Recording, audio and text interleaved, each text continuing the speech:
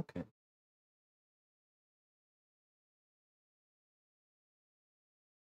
Ah, I didn't realize it would just actually start streaming straight from OBS. That's new. Okay.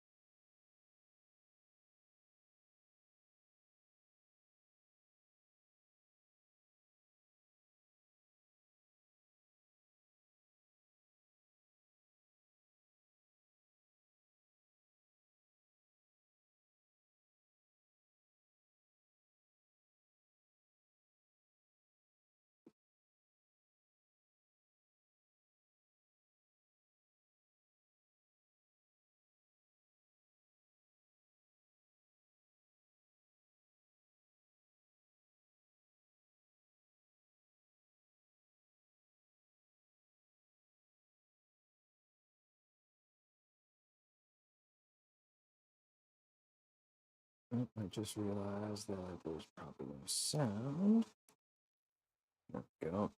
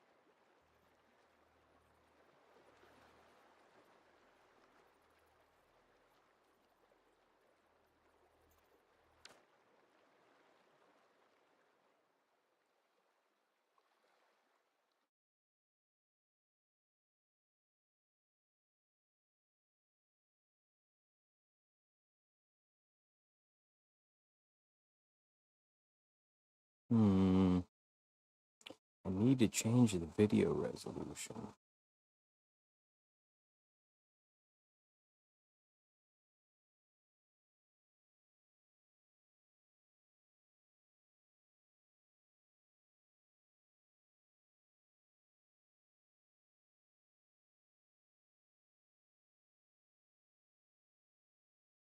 Twenty-five sixty by 1440.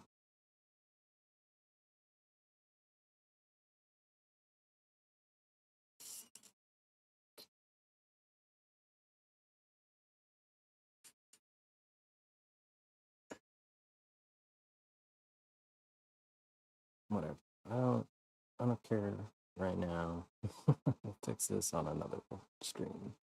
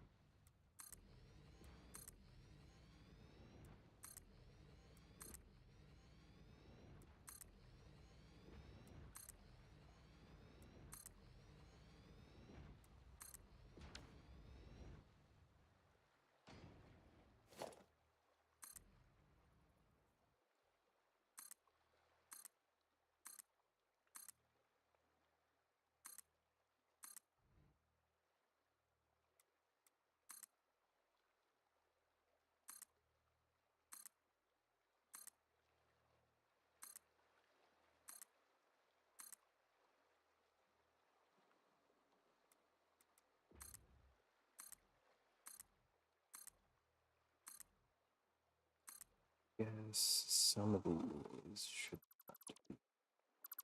go down.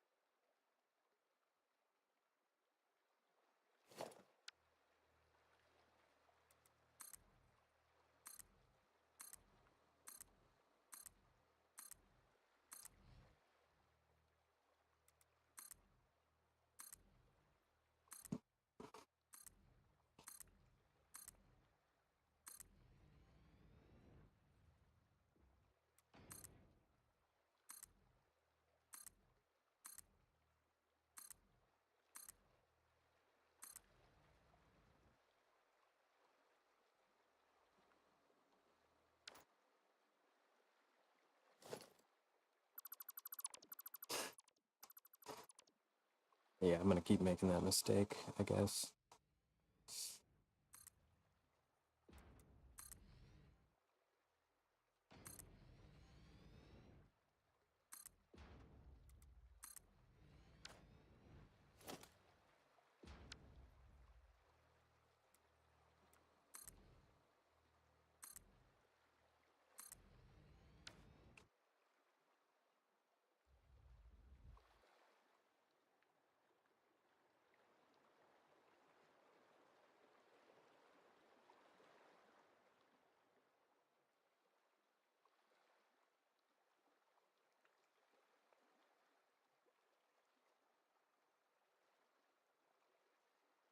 Hmm.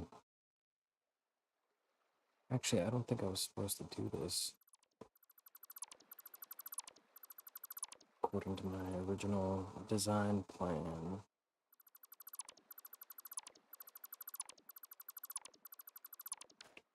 Yeah, because all this is supposed to be balcony.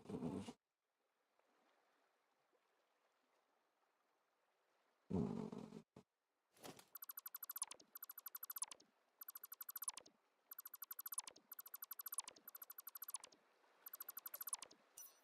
It's so dark.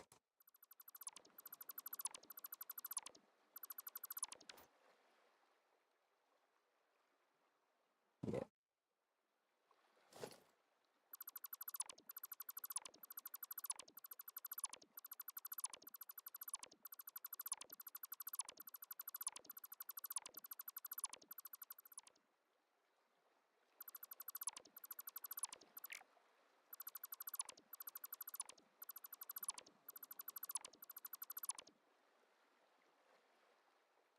Crap.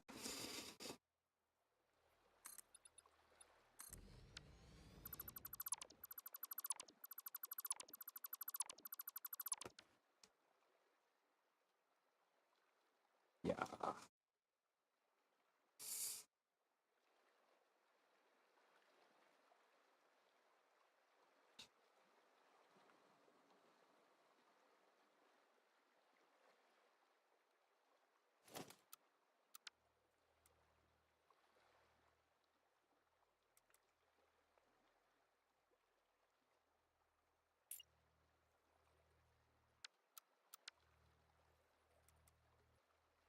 Oh, balcony sitting area like so.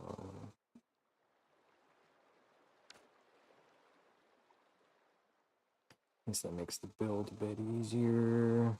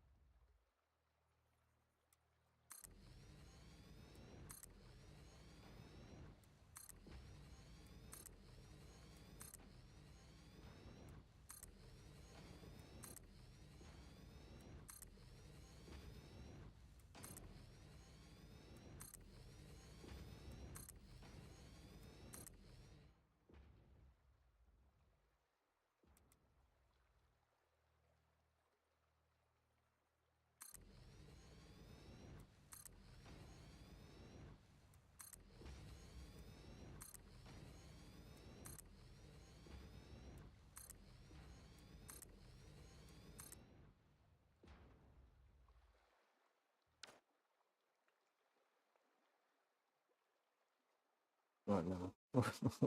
Where did that get placed?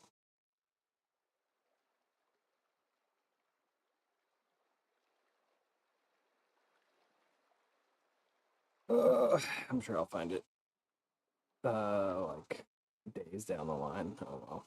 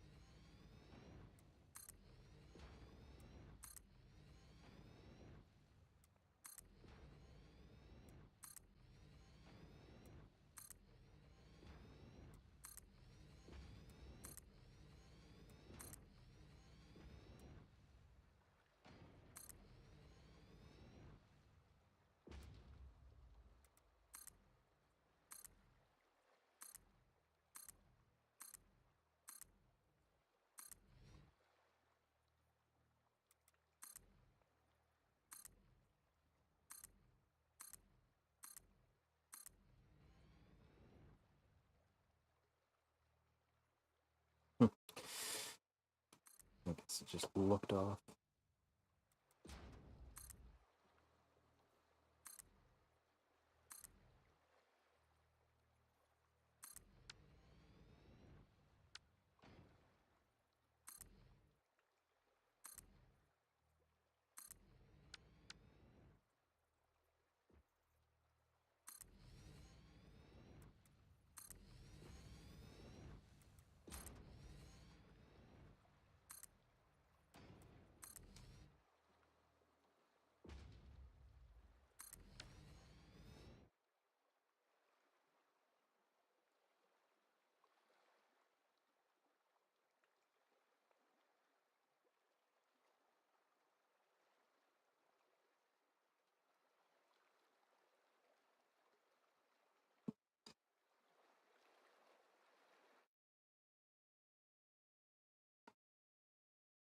Hmm.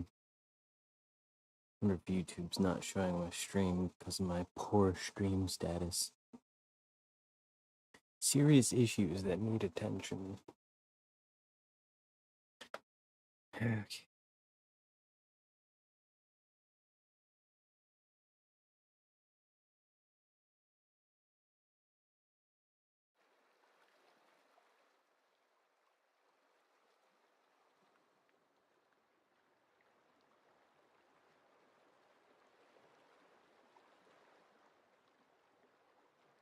I could do that up in like a mirrored version vertically. I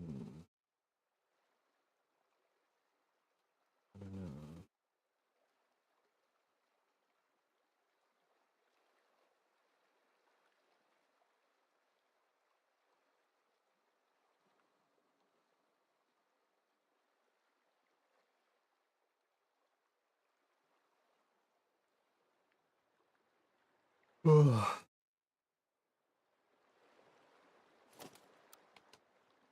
That's not what I want.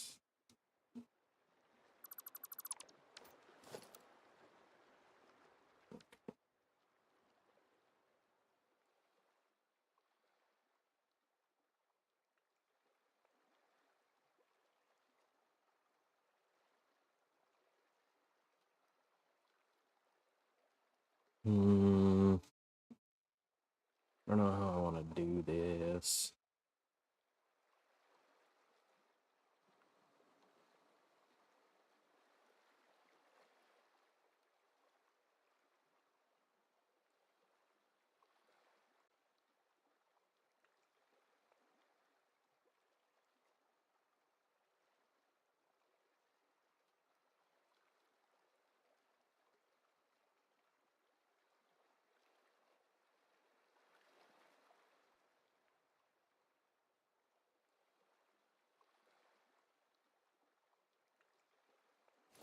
Because before, I had a bunch of these wall-mounted lights at this level, but it's not going to be very effective anymore.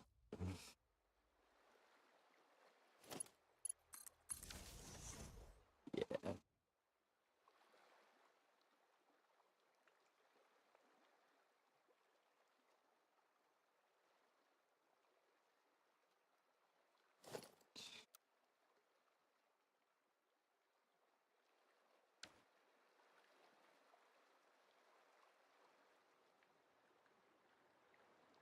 I could do upward lighting.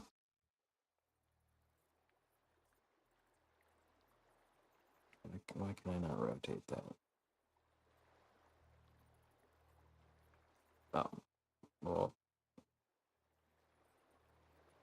okay, interesting. So, just light out all these.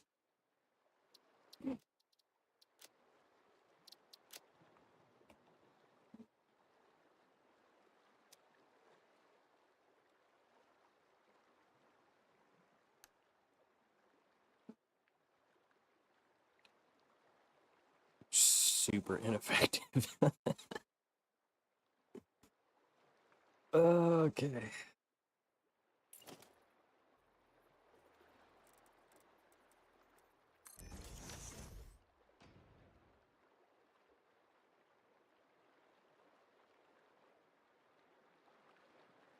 I mean, it does look pretty cool at night, I'm not gonna lie.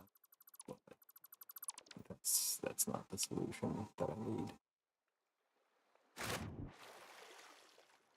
Because I need colored lights.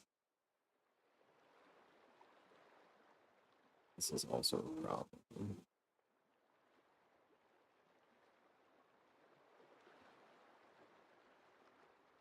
And this is also a problem.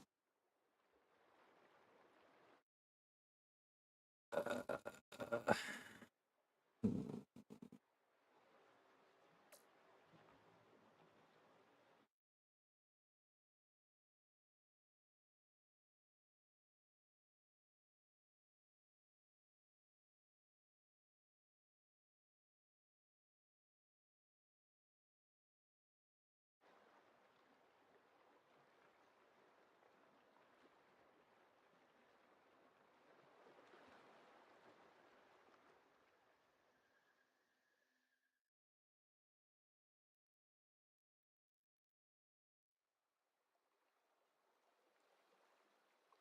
Alright, I guess I will test out the lighting setup on the outside edge here. So if I just put them at the default angle, power. It's like okay coverage, I guess.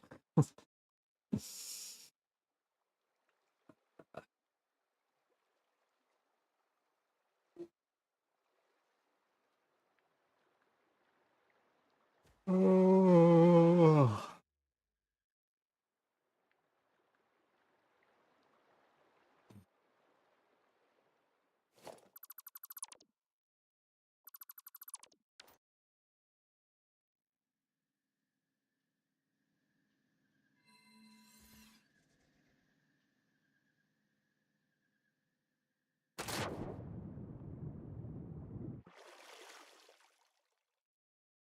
I don't know.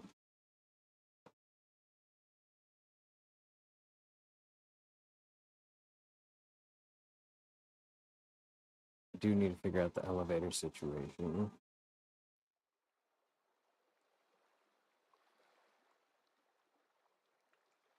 There's a lot of background noise.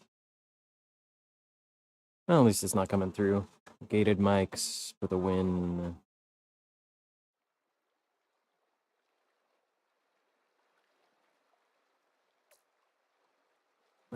Guess I'll do the front lighting,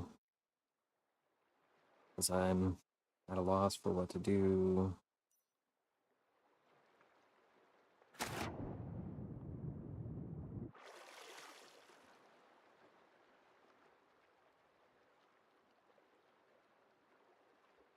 I feel like it just needs to be lower.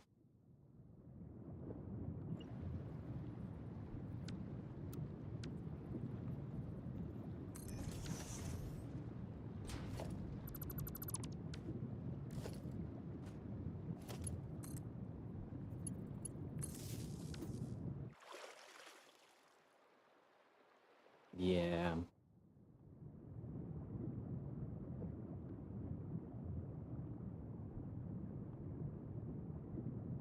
Giving away all my secrets here.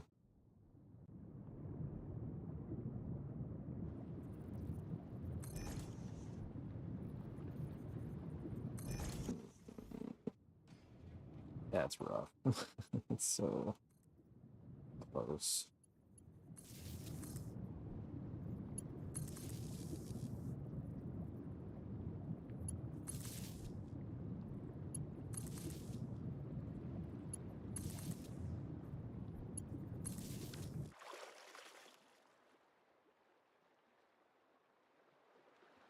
That's kind of interesting.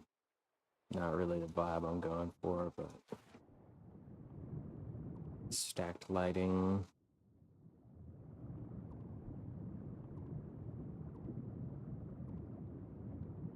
That's gonna bother me.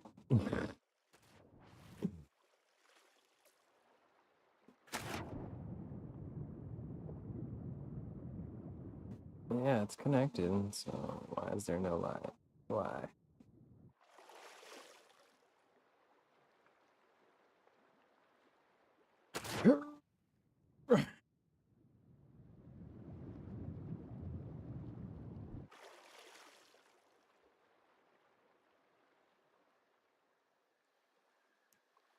Oh, my butt.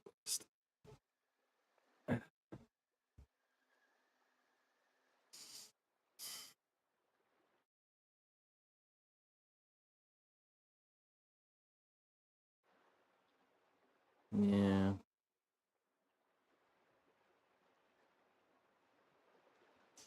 I don't know.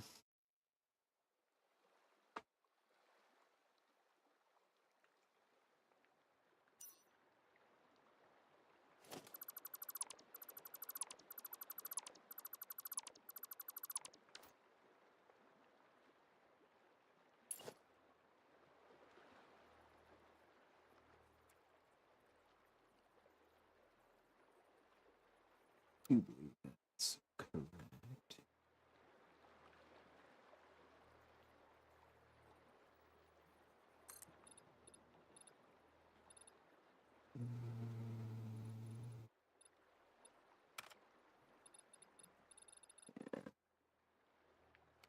This needs to be 5 degrees.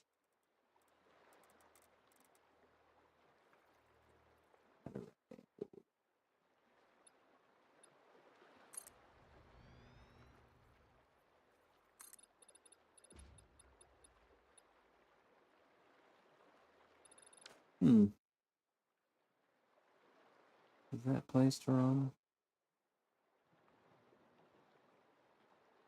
Oh yeah, it's supposed to come right up to the edge.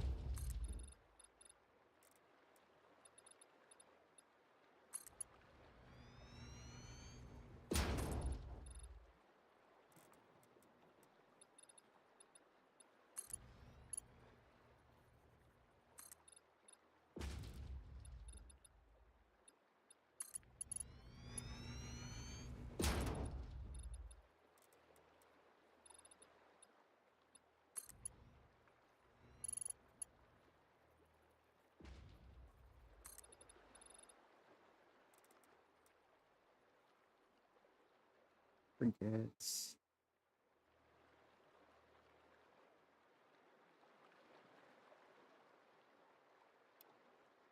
Oh, so weird.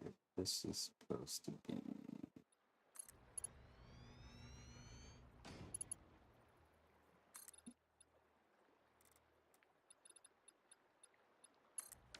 Apparently that's right. Yeah. Nice.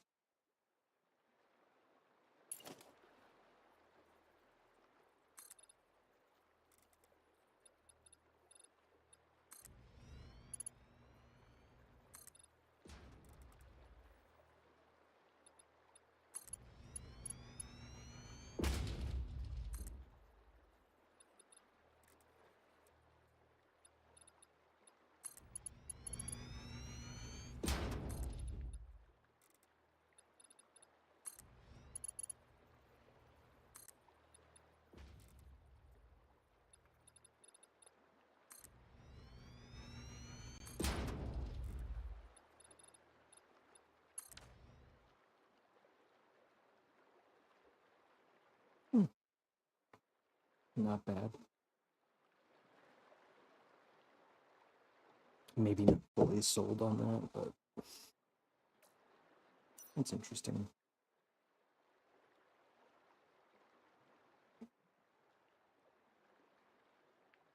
Can I change my... Maybe change my foundation swatch.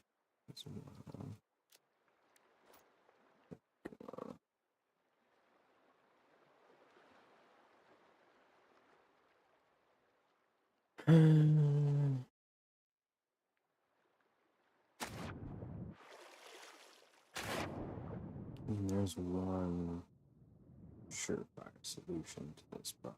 It's just move the whole building slightly further offshore. But I'm running out of room. Ooh. Designated zone. Failure to comply will result in termination.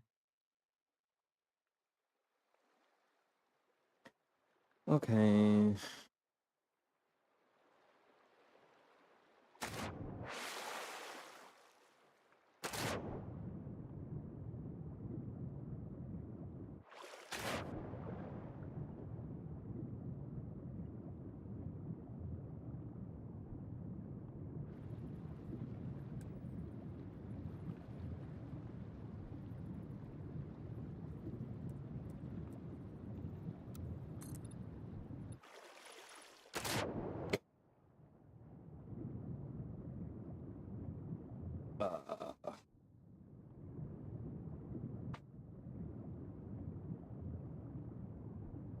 feel like there should be a mod to disable the build gun breaking when you go underwater, because that's gonna drive me insane as I'm doing this lighting.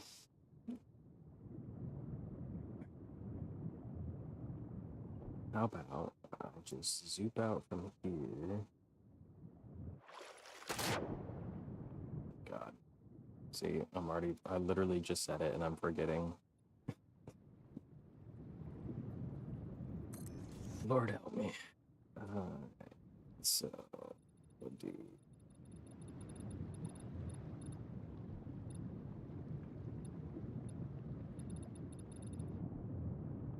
like this. Just bring it way out. Yes.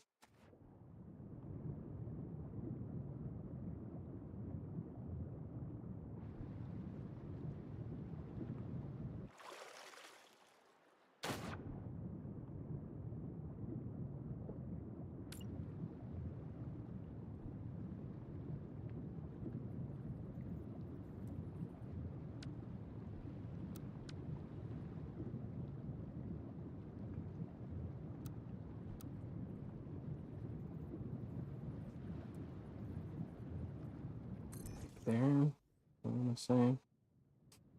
That seems right. Just temporarily connect this up.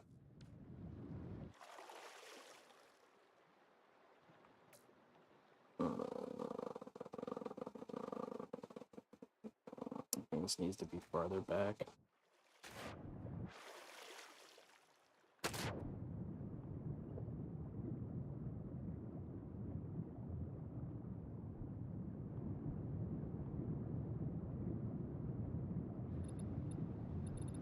Oh my goodness.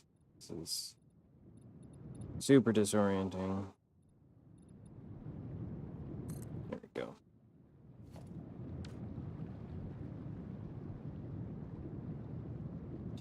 Wow. Look at all those bubbles. Okay, this is the one I don't want. And we'll just take this guy. Go lower.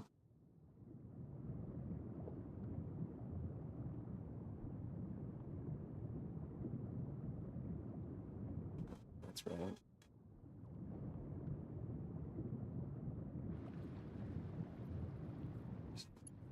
Here.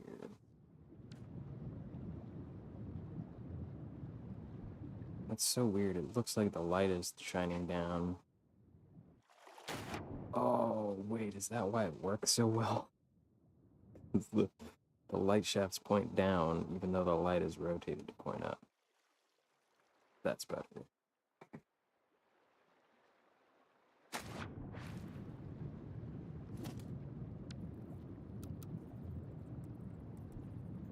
Bada boom. Let's do this a bunch of times all the way across the front. Oh, this is gonna take me a second. Low visibility.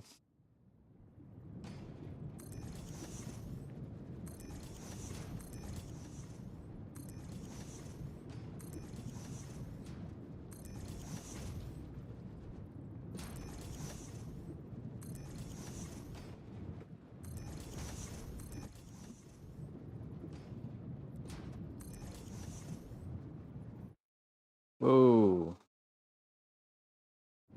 I'm touching my trackpad, I think. I just like switch tabs randomly.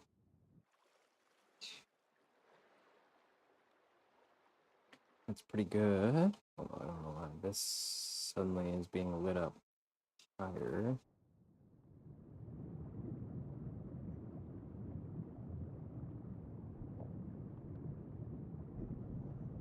Just keep going.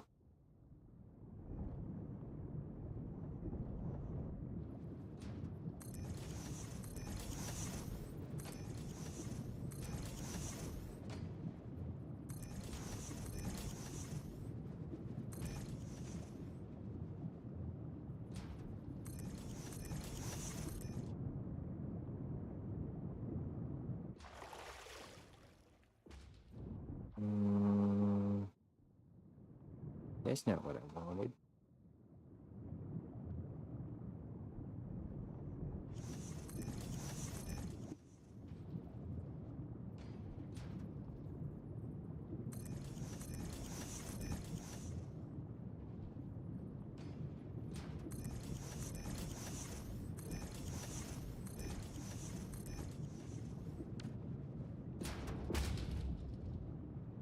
Going a bit too far there.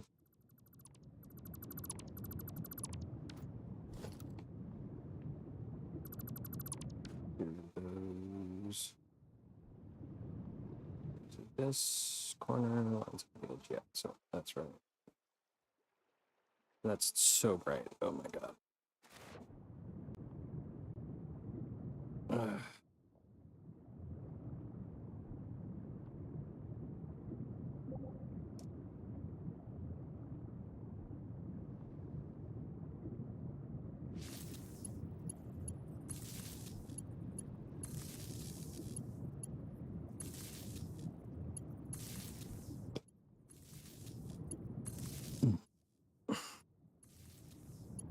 The things I do for good lighting.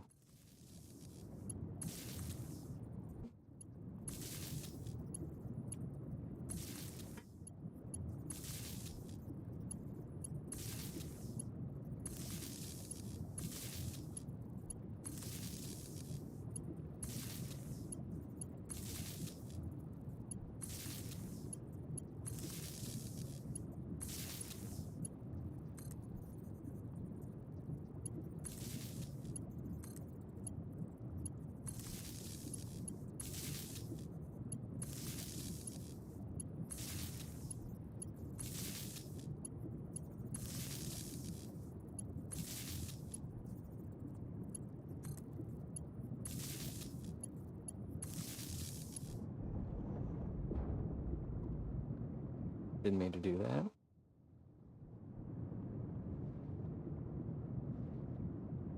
Oh, why did that break my sound all of a sudden? And it's back. Oh, thank God. Okay, let's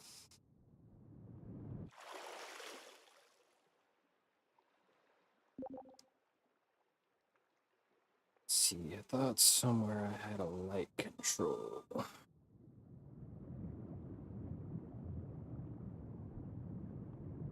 And that is connected.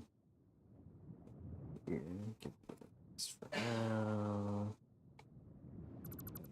That's keep this one just in case. In case of what? I don't know, but we'll leave that for a second. Bada bing, bada boom. Switch this to red. Oh, Jesus.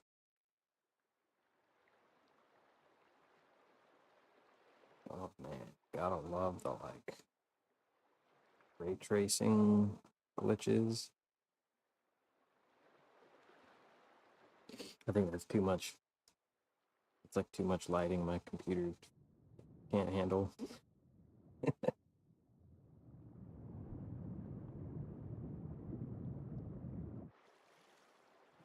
little more reasonable.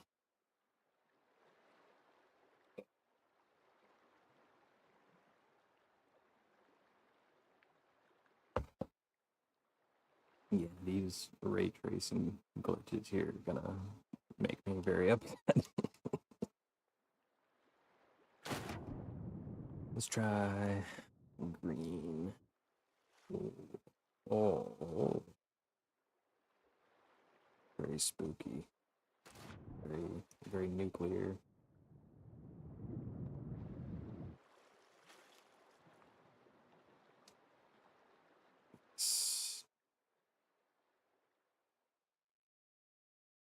Maybe I could do like every other one. I don't feel like having that many is super necessary.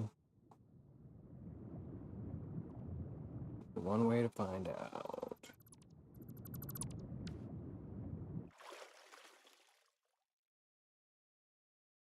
Oh yeah, that's totally fine. I'm comfortable with that.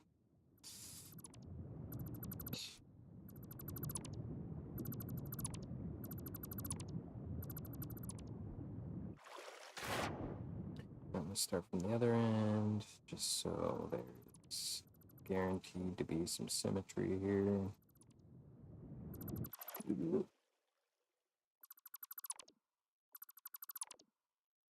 Which of course means I'm gonna have to rewire.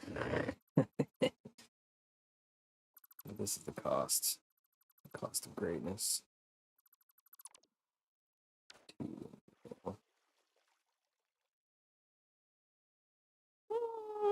I think the frame rate's better. I think.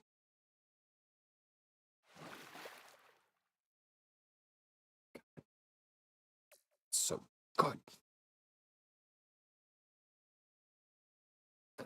Gotta love that. I wonder though if I go even farther back, if it'll light up the whole wall, or if I even really want that. I kind of want the option to have different lighting cast from the top, because it'll create like a different lighting pattern coming from the other direction. I don't know.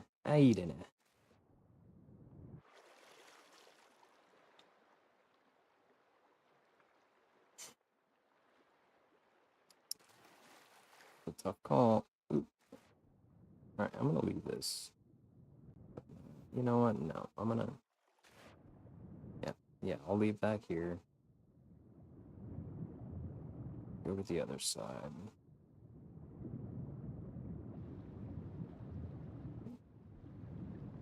How far away was this? 3, 2, 4. I need 4 by 3. Yeah. So I'm out 4 over 3.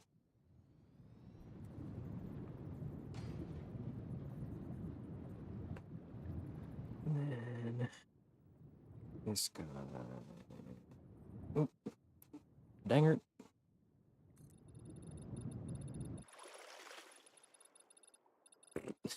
Getting all twisted up. It's exactly the right amount. Bada bing, bada boom. That.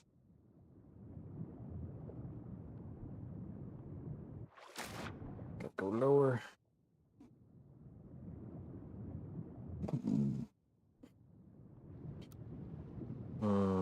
Does this mean I'm gonna have to manually place all these?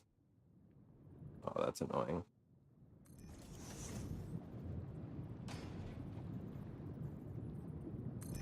I could blueprint snap and then go back and delete, but that seems. Ooh. Keep alt tabbing into OBS. It's the cost of having your chat pinned on top.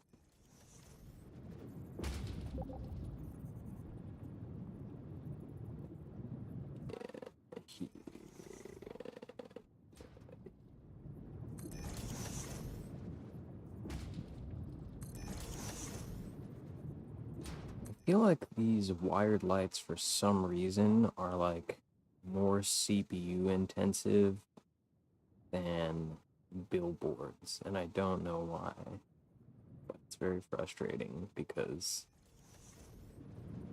while billboards are great, they're not able to be changed, which on the scale I'm building, going and copying and pasting the color palette to every billboard would drive me to a madhouse, to be honest. What year is it? Using the word madhouse.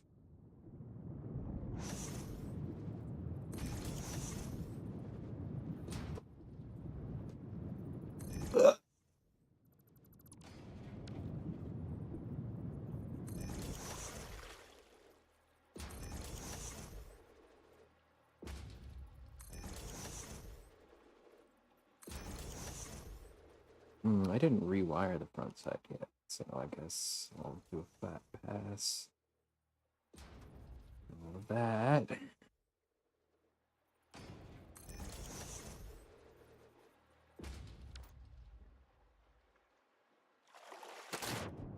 How did Wait a second. That's not right.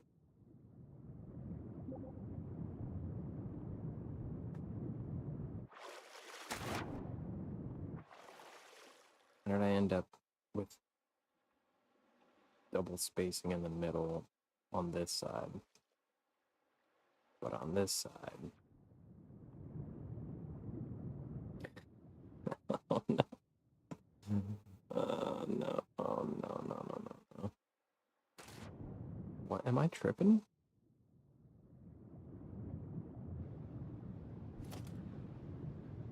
How long is this? The other one was 44.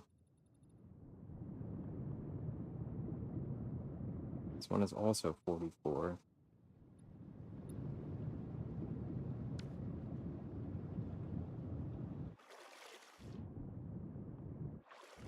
Did I mess up somehow?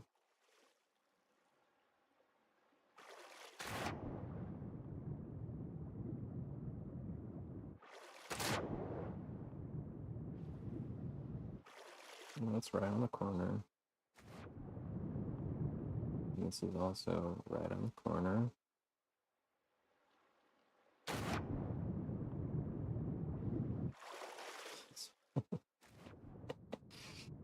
Right on the corner. This one is right on the corner. Bro. What?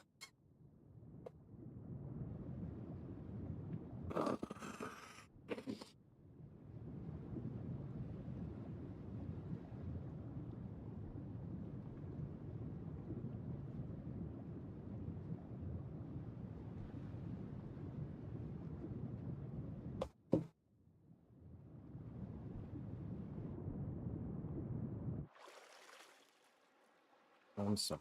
What? 1, 2, 3, 4, 5, 6, 7, 8, 9, 10, 11, 12. 2, 3, 4, 5, 6, 7, 8.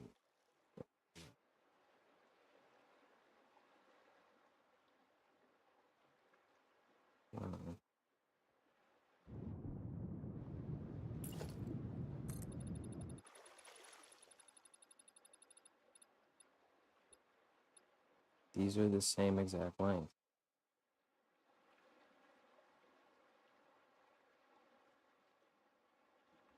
What have I done wrong? Is this like some non-Euclidean geometry happening here?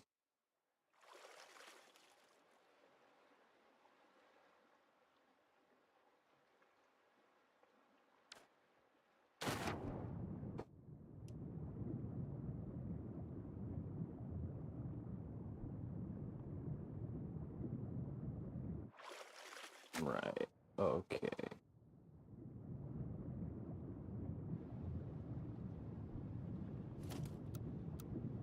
That would be why.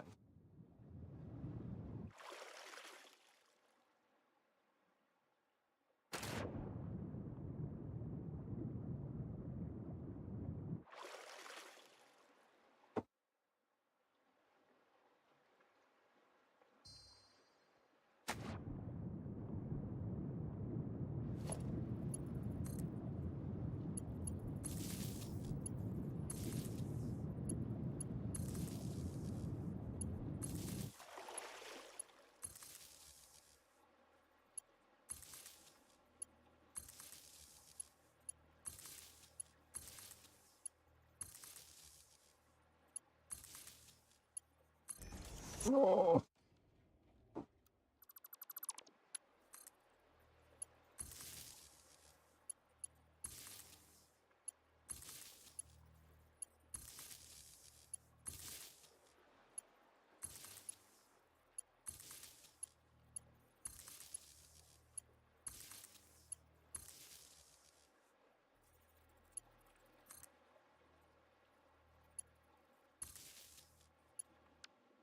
don't need these anymore.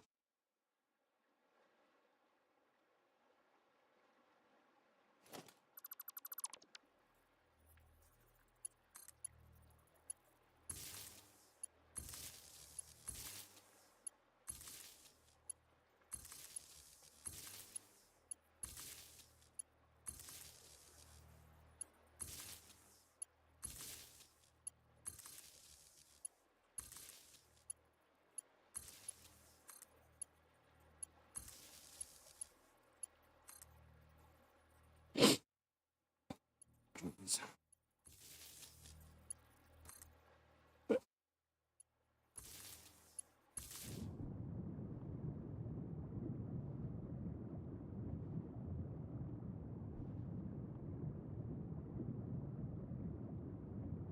Right, this side is still raised.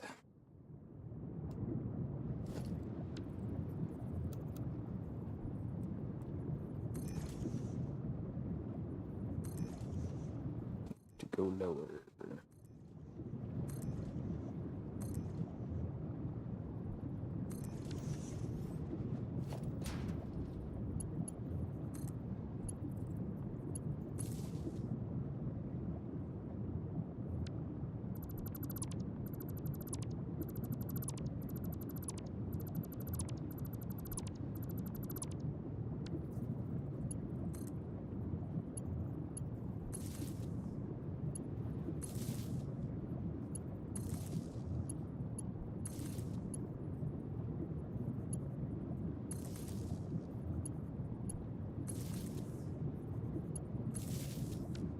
Okay, where did I put that light? The light selector. The light control panel, my bad.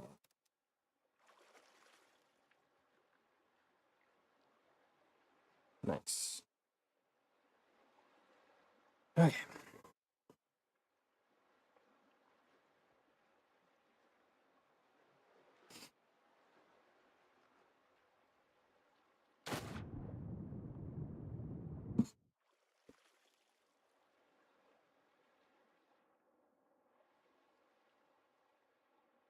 Hmm. I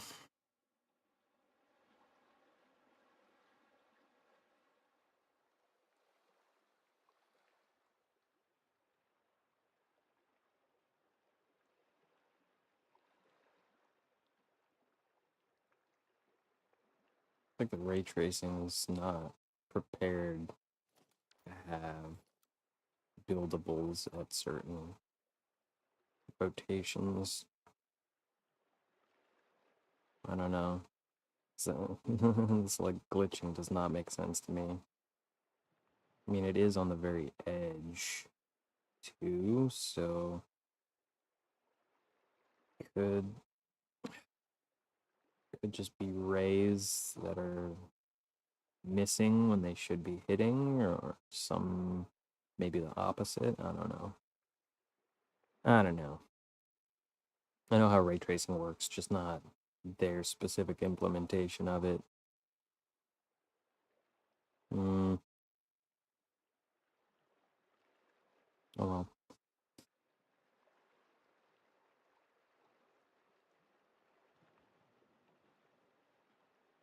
Wow. All right. As you can see, that's where I spawned, and then immediately flew over here.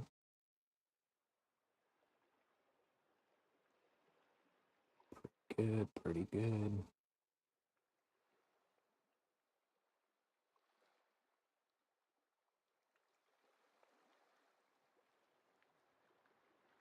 Don't know what I want to do.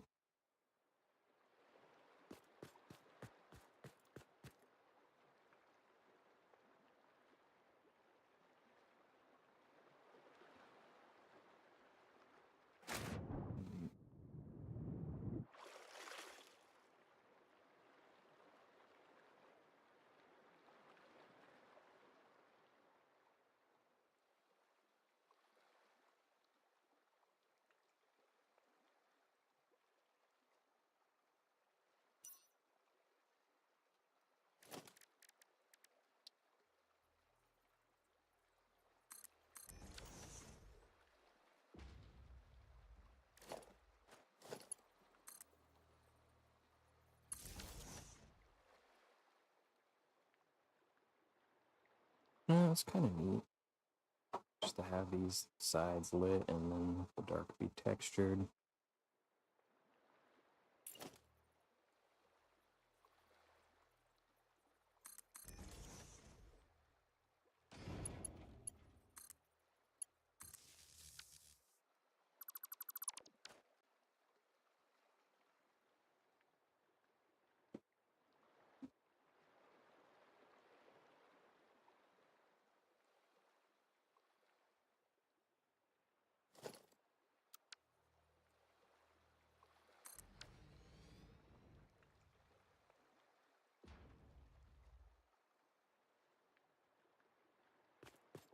Hmm. Could be interesting. Have some like bottom tier balconies.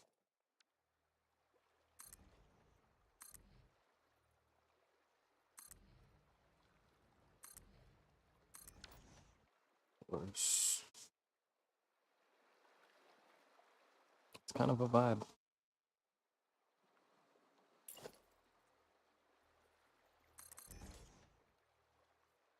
Put these in just to see how I feel about it. Oops, god dang it.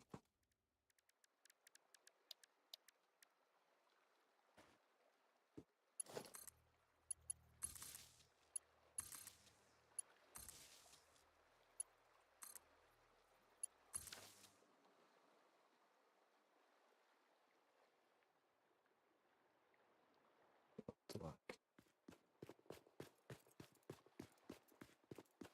Yeah, especially with the lights dialed a little bit lower.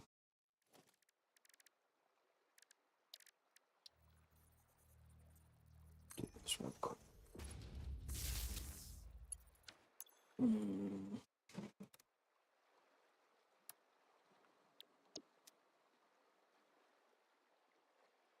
It's not bad. Like, well, I guess I changed the stock orange. Let's go back to fix it primary here.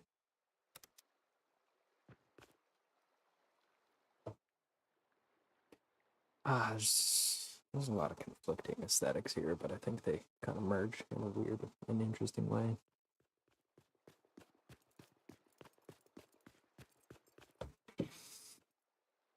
Like, I'm almost getting like Art Deco vibes from this.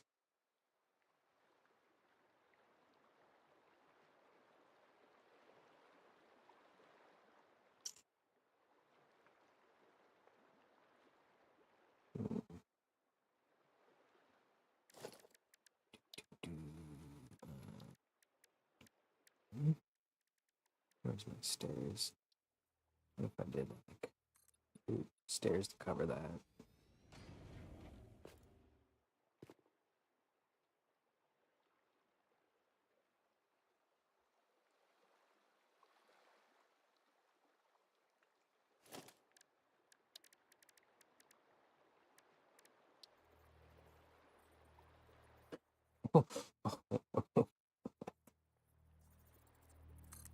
I didn't know you could do that.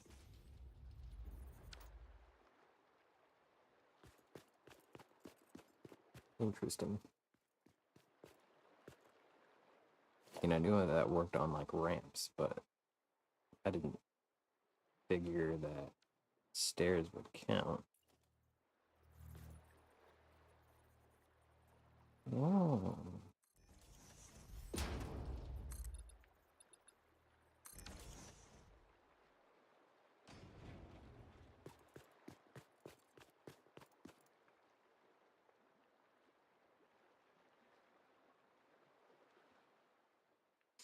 Hmm.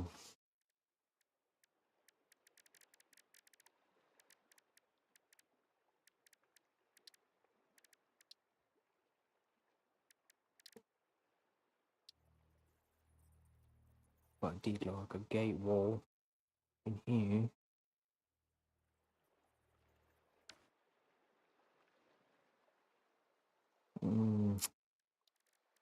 Not even sure that I like these being that different.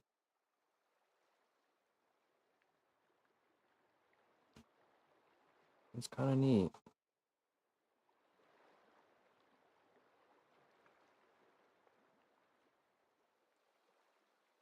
Headed out. Yeah. For sure. Grandma's not hungry. Okay. Make sure she gets her fill at 8. Oh yeah. Got a Of course. super loud alarm. Alright. No way to miss that. Alrighty. Okay. See you later. Bye.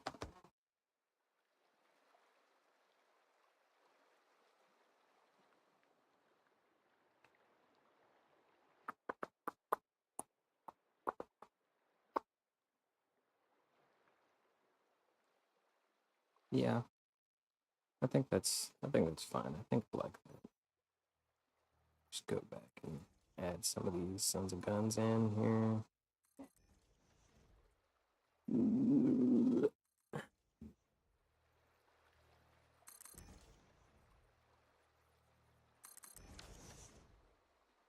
It's like a little bit of a contrast compared to what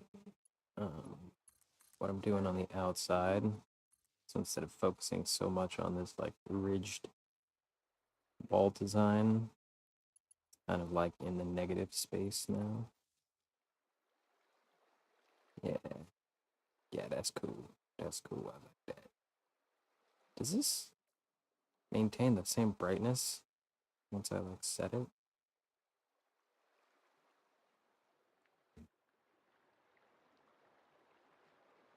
Where is, yeah, lost where this light panel, this light control is. Let's take this, move this like so a little more visible. Boop, boop,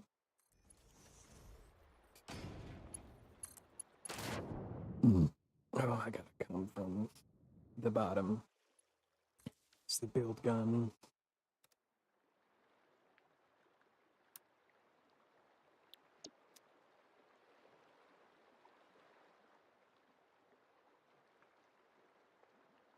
How can I make these darker? These need to be darker, I think. I feel. Yeah. Like unpainted is pretty close. Carbon steel is too dark. I'll redo those later.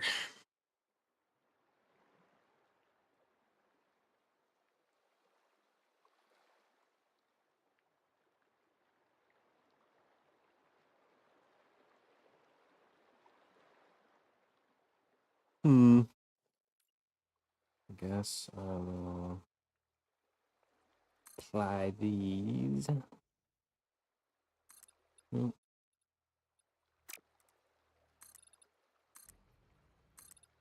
Trackball giving me a little bit of precision problems. That's neat. Bing, bada boom. Ah, no.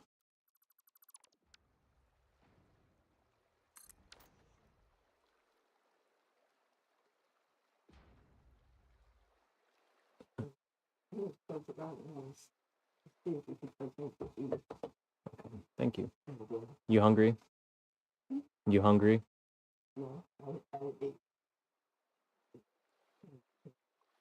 Okay, for sure. Right, right. Yeah, I'll find. Sounds good. Yeah, I'll find some food in a bit here. I'll find some food in a bit here.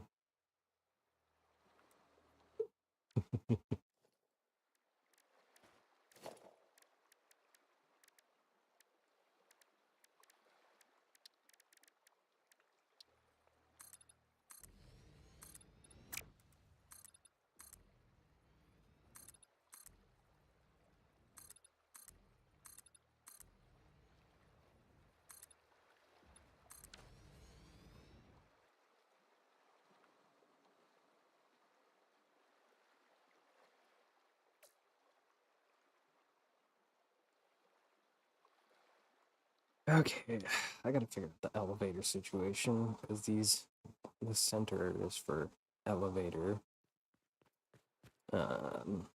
So that needs to be sorted out at some point soon here.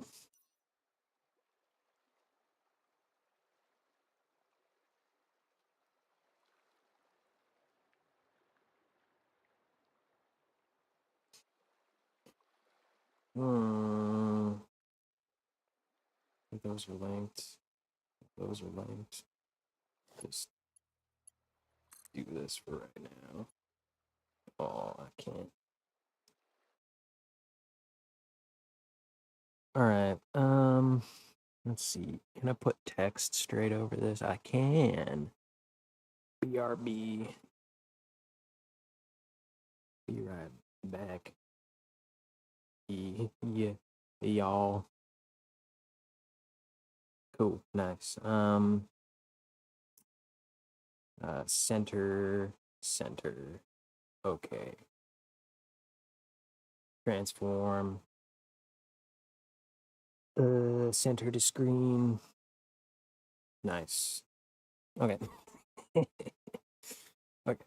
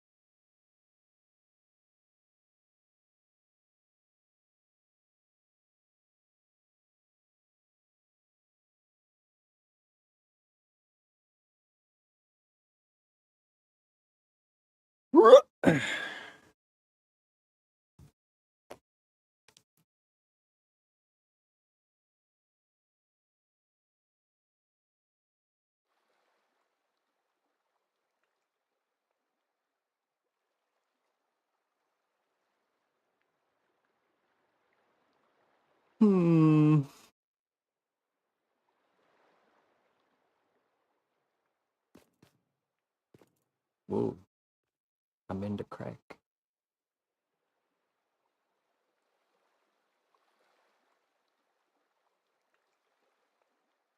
I don't know what to do. All right, well, I got 4 floors here that are covered up, and then I'm gonna have balcony. So I guess I should do 2 more floors on top and stop procrastinating. Okay, at least I don't have to build so many pillars because it's more of an open concept. Oh, hey, Mech. How's it going? Long time player yourself, you say? How long you been playing the game? Probably longer than me, to be honest. I feel like, feel like I'm actually still relatively new to this game. I've never actually beaten it. But thanks for dropping by. Did you, well, another question, I suppose. Did you find me through the YouTube algorithm or did you find me through Facebook? Because I just made a Facebook post.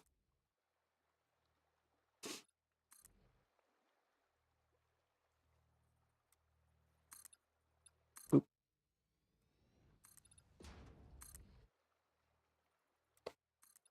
All right. It is, oops, 1 pillar left here. Okay. My gosh. What have I gotten myself into with this build? Um, do.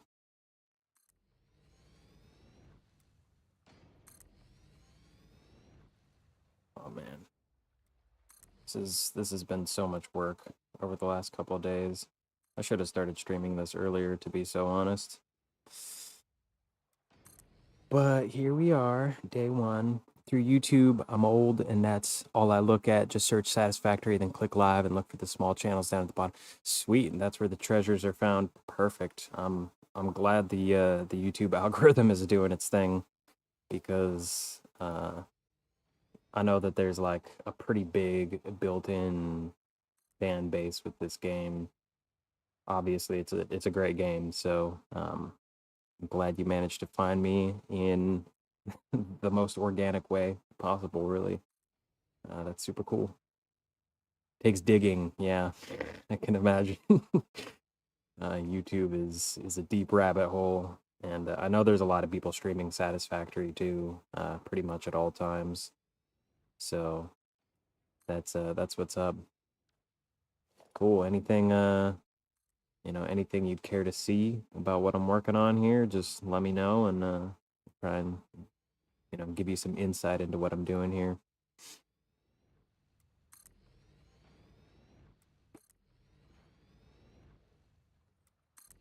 Okay.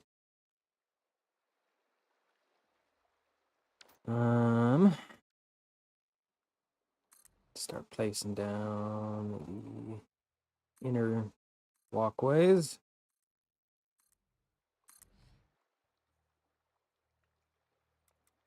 This is a ton of blueprints, by the way. Pretty much, oops, did I place that wrong? Pretty much this entire build is blueprinted from previous saves. Creative and original looking build. Well, thank you. I appreciate that.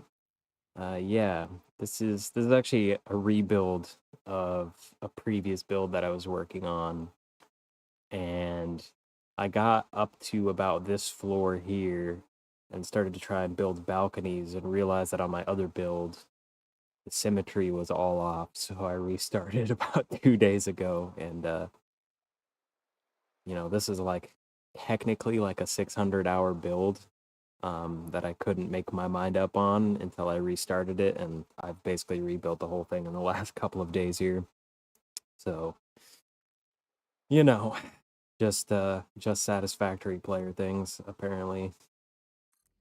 If this was like any other factory game, I would have just said, done, I'm moving on. Yeah, the lighting took me a while to figure out. The textured walls for sure.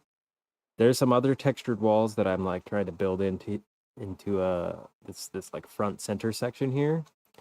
But like a not so smart person, I built those blueprints in 1.2 experimental branch.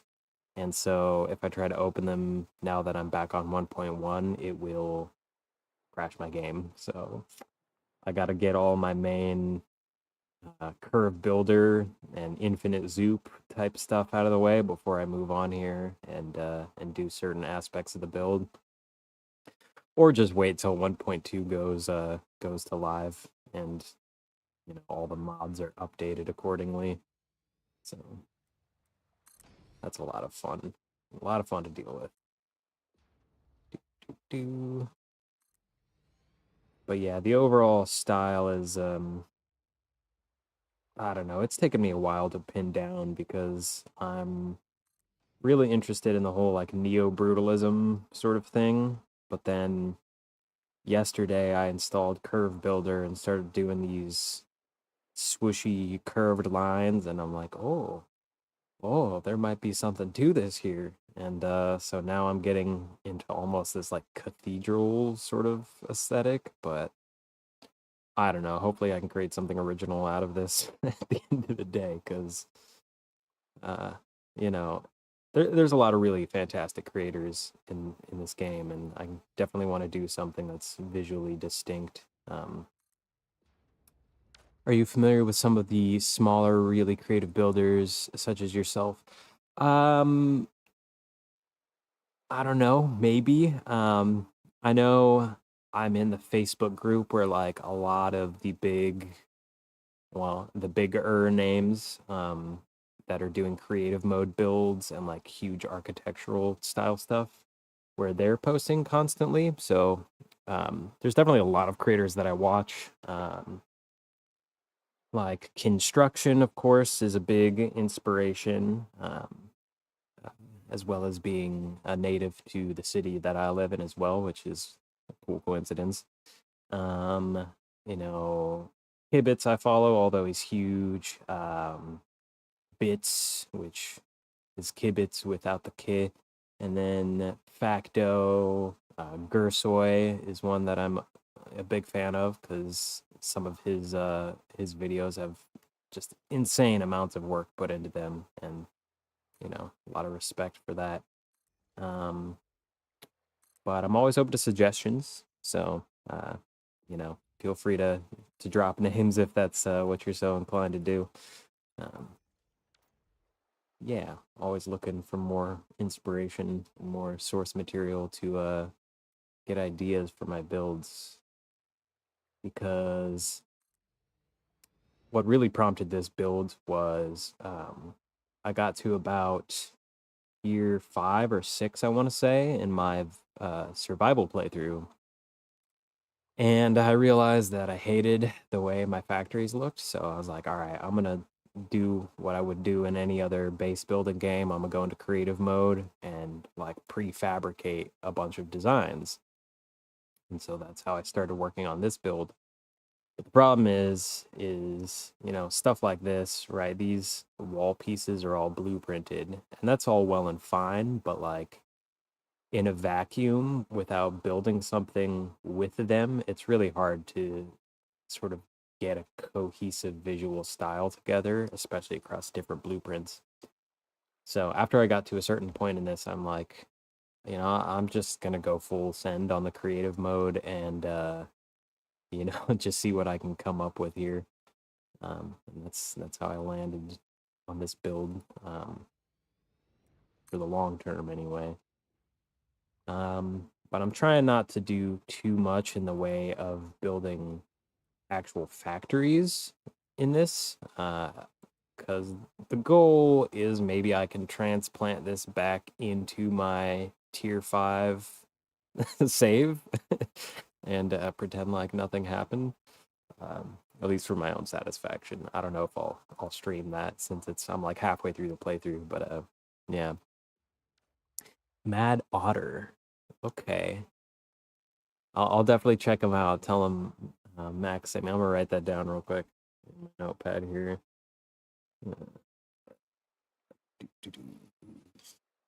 Keep notes. Mad Otter. It's a nice little play on some Alice in Wonderland. I like that. Okay.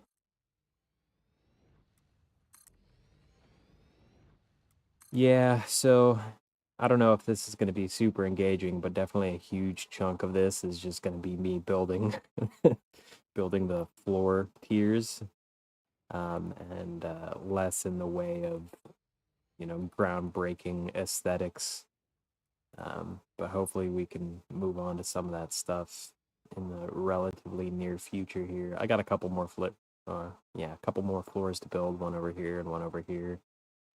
But as far as the inside goes, we've got these train tracks coming around to the inside with, a big row of train stations here.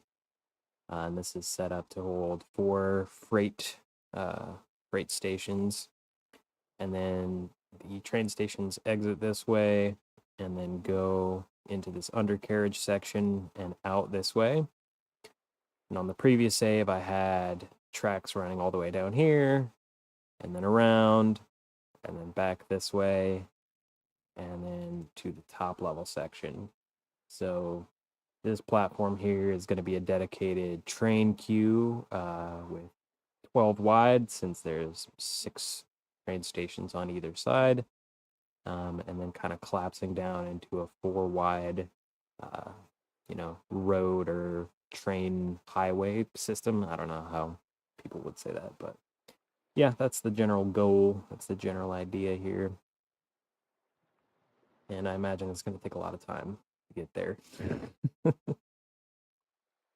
But yeah, let me proceed with my floor building here. Just slap these together as fast as I can. Killing time until it kills me, so whatever works for you. I barely play anymore, but I have thousands of hours in. I like watching original and creative. Nice. So if you're in the multiple thousands, you definitely got more play time than me. I'm approaching 1500, like I'm pretty close. And probably a good third at least of that is in creative mode. Just because I find that's the easiest to prototype in. Like, one of the issues I ran into on my previous save is I wanted to build a road system and I was playing without any mods, playing in vanilla. And so I was like, okay, I'm going to jump into creative, build a road system. And I was like, okay, well, what if the roads had lighting on the bottom side, so it would cast lights down onto the landscape? That would look pretty cool. And so I did that, and I was like, cool, I built this in red. That's awesome. But what if I don't want only red? What if I want any of the main colors of the rainbow? And so I spent time building all these different blueprints. So from here all the way down to here. These are all just duplicate sets of different roads, including certain curved sections, which is just a complete waste of my time because, as you can see, I'm not using any of them right now. But you live and you learn. Eventually, I'll post those online and let people use them, because what's the point in hoarding all of these blueprints? To be honest, it's not very community oriented now, is it?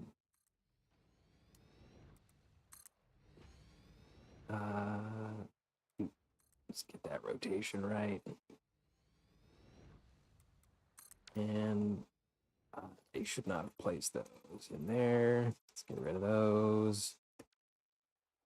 Oh, let's double place that or something. I don't know. But as you can probably tell, I'm extremely detail oriented. You and Matt Otter would have had a great time with colors, lighting, and textures. I'm gonna have to check his stuff out then, because that's the thing is, I know I put an excessive amount of detail into these builds. Like, there's absolutely no reason to have done this other than just like I think it looks cool.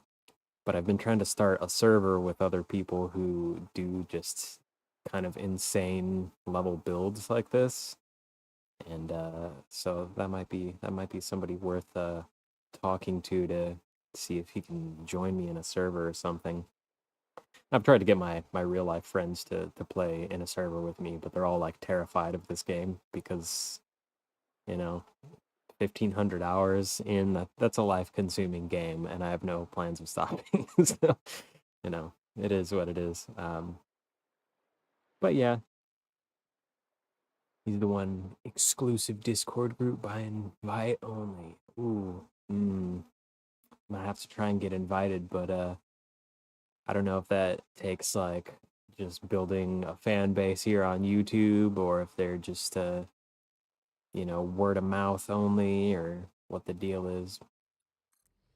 But I don't have my own Discord server or anything like that. I just hang out in other people's servers. Um, oops. And I did have a Discord server for a podcast that I did previously, which is, that's still running. I'm not on it anymore. Um, but I learned very quickly that managing Discord servers is a real pain in the backside. So, you know, maybe one day I'll do something of that nature. Probably not anytime soon, though. Yeah. Okay. I don't know at what point I'm gonna switch over to doing 1.2 stuff. Um, by the way, just a quick question for you. Is the stream looking okay? This is the first time in like a couple years that I've streamed to YouTube. So hopefully my audio and my actual stream feed are looking okay. Um, I would go check it myself, but why would I do that when you're watching right now? The quality on YouTube is excellent. Cool. That's what I like to see. All right.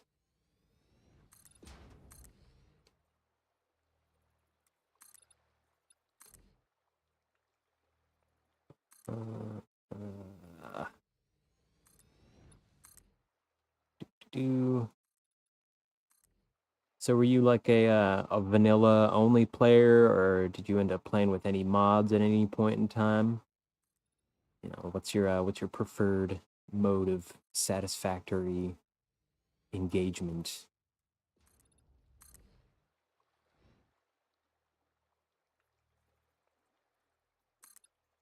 Oop,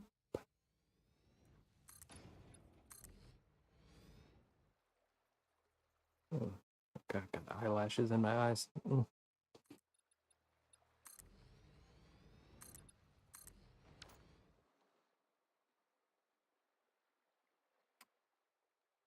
Most of your time was in early access. Okay, yeah, fair enough. Fair enough.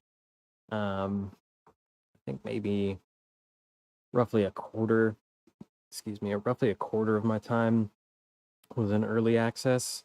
I bought the game like 5 or 6 years ago, I want to say. I only put in maybe 5 or 6 hours, up until like 0.8, I want to say. So for whatever reason, it didn't hook me the first time. Um, but now I want to say it's the most played game in my Steam library. Not my most played game overall, but it's definitely like really up there as far as it's just the amount of hours I put into a single game. Like I play all sorts of different stuff, so I'm constantly like bouncing back and forth.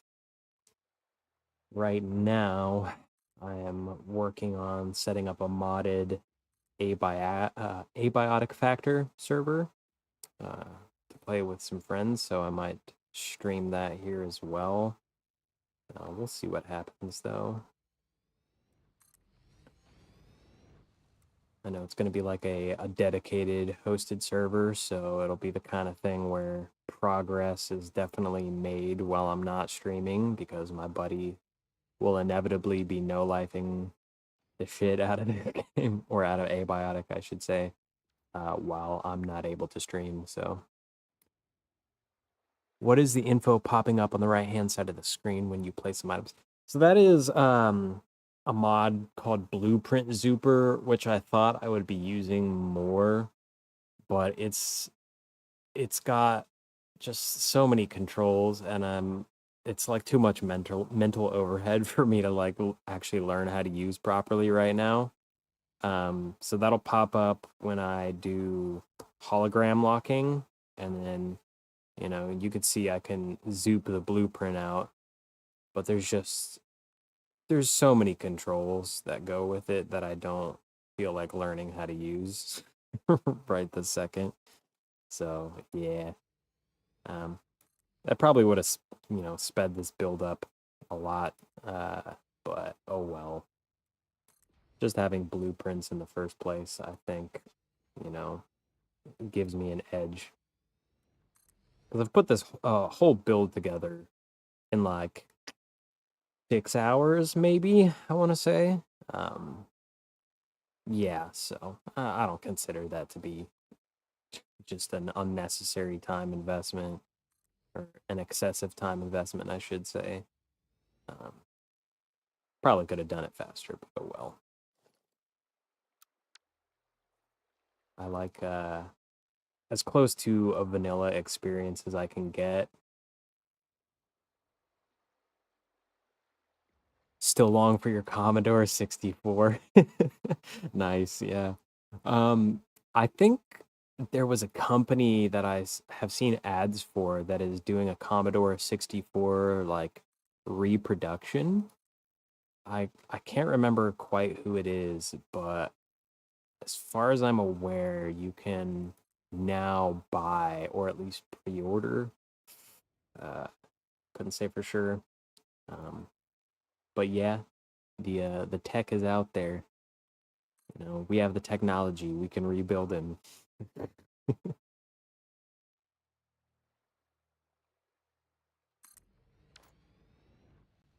Yeah, by the way, if you are into watching game development streams, let me know. I am working on developing my own game as well. There are a couple of videos of that have been posted on my channel as it is. But I don't know. If that's something that you'd find interesting, then I might stream development as well. If even one person watches, then that's pretty cool by my standards. So yeah. Let's see.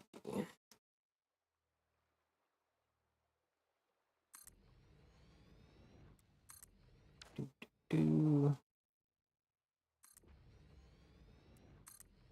Commodore 64 though. My mind is still lingering on that. I never had the chance to see one of those like in person. I'm only aware of what that is because of being such like a programming nerd, to be honest. Oh, I did mess that up.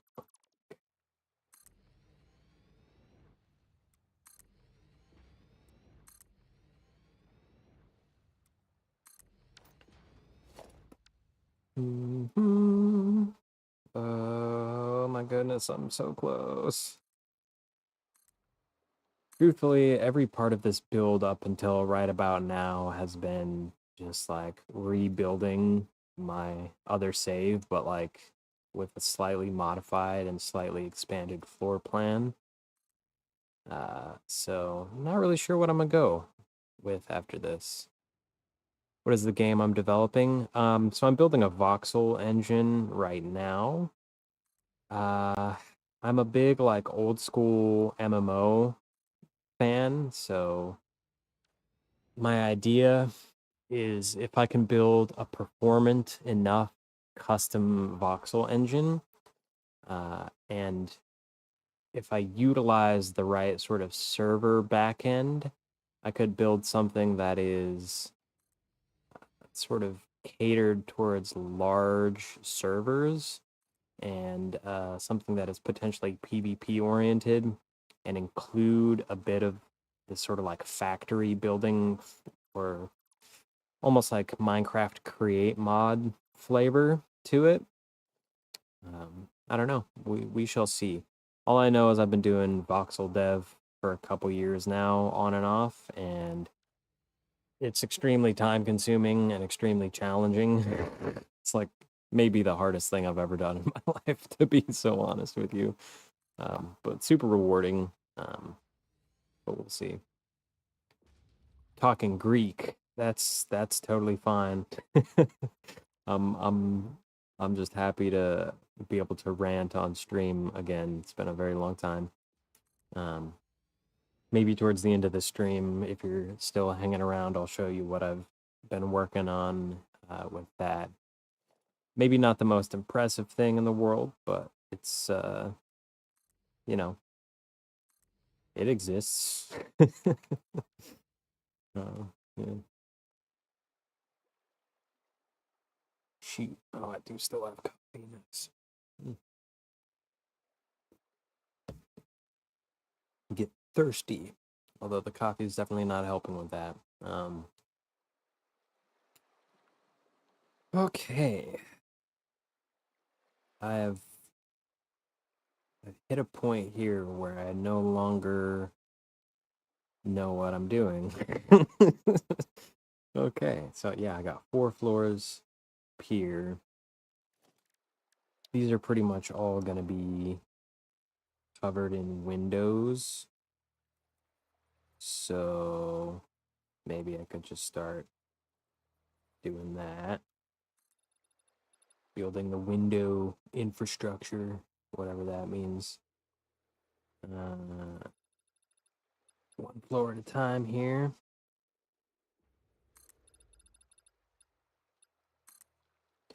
Thank goodness for infinite zoop. I would be losing my mind without infinite zoop. This is just way too big of a project otherwise. Down. Cool. Really like that. It's so original. Yeah. I don't know. I got a lot of ideas in terms of what kind of game I want to build, but it's all super muddled still, so um even aesthetically I'm a little confused as to what I'm gonna land on. There's a book series from a guy named Brian Jacques called Redwall, and I thought I was gonna, sort of mimic that sort of style aesthetically. So what the book series is about is a bunch of like anthropomorphic mice, um, and they live in this abbey, and sort of they get besieged by a species of rats who's looking to take over. And for whatever reason, these rats, they're like, the abbey will be mine. I'm gonna take it. You better watch out. And it's for children. Obviously, I read this when I was a little kid. But that sort of fantasy aesthetic always stuck with me. So we'll see how far I get in integrating that. I know as far as MMOs are concerned, having like a variety of races to play has always been a huge pull for people. But I also know on the development side that that is a huge time sink, a huge undertaking to deal with. Um, so when it comes to something like Guild Wars 2, for example, which is probably my most played game of all time. Did I build this right, or am I messing this up here?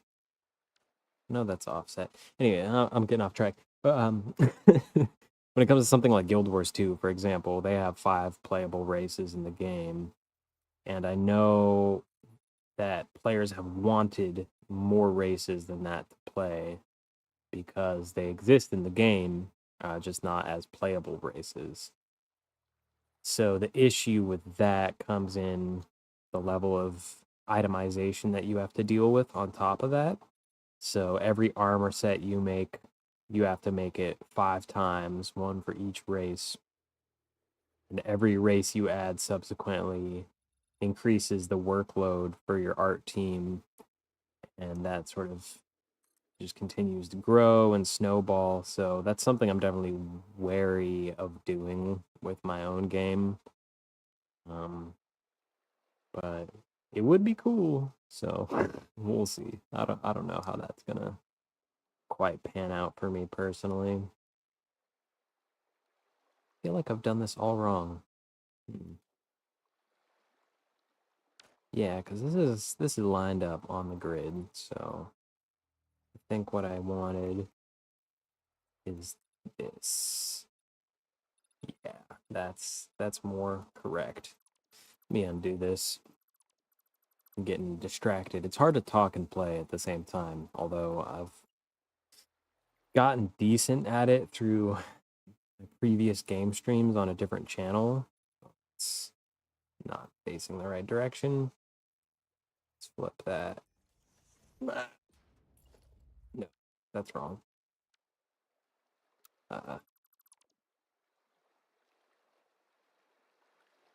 Grab. Okay, so if I do that, that is the wrong way. This is the right way. I can see the glass on the outside. Okay. Okay, so I do that. Bada bing, bada boom. Let's just pull it all the way over. Yeah. That definitely seems right. That feels right. Cool. Okay. This is... I can't tell. That's facing the wrong direction. So I've got to flip it. There we go.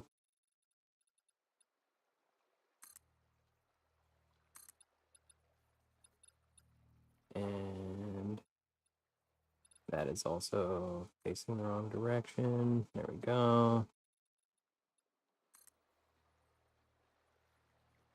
That's fine if you just want to watch and enjoy. I'm kind of ranting, and as you can probably tell, I go on pretty extreme tangents here. uh, but eventually, I do sort of peter out and lose track of what I was saying. Yeah. Okay. So the blueprint I made for balconies is going to crash my game if I try and load it. So I'm not sure 100% how I'm going to proceed with this.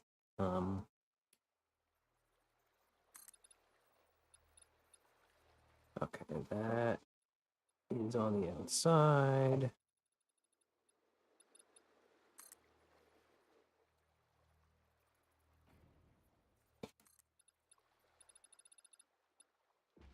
Plus, I feel if I'm just like ranting about something, it's also more compelling for people to watch in post, potentially. I don't know.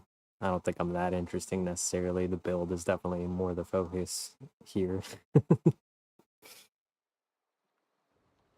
Cool. You're content either way. I appreciate that. Appreciate the consistent take there. Yeah, I don't know. I would be content just staying silent too, I suppose, but yeah, I don't know. I'm I'm in my 30s right now, so I don't exactly make a ton of new friends in the real world. So I am definitely happy to chat with people online. you know, when and as they're willing to listen to my rants. So, okay.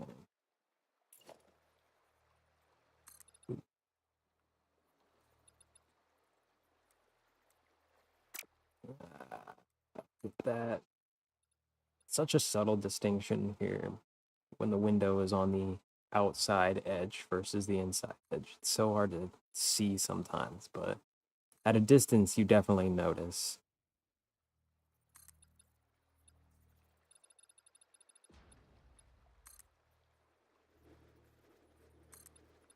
By the way, I think you like win some kind of award or something for being my first stream viewer on this channel. So props there. I don't know what you've earned because I was fully prepared for nobody to be watching this.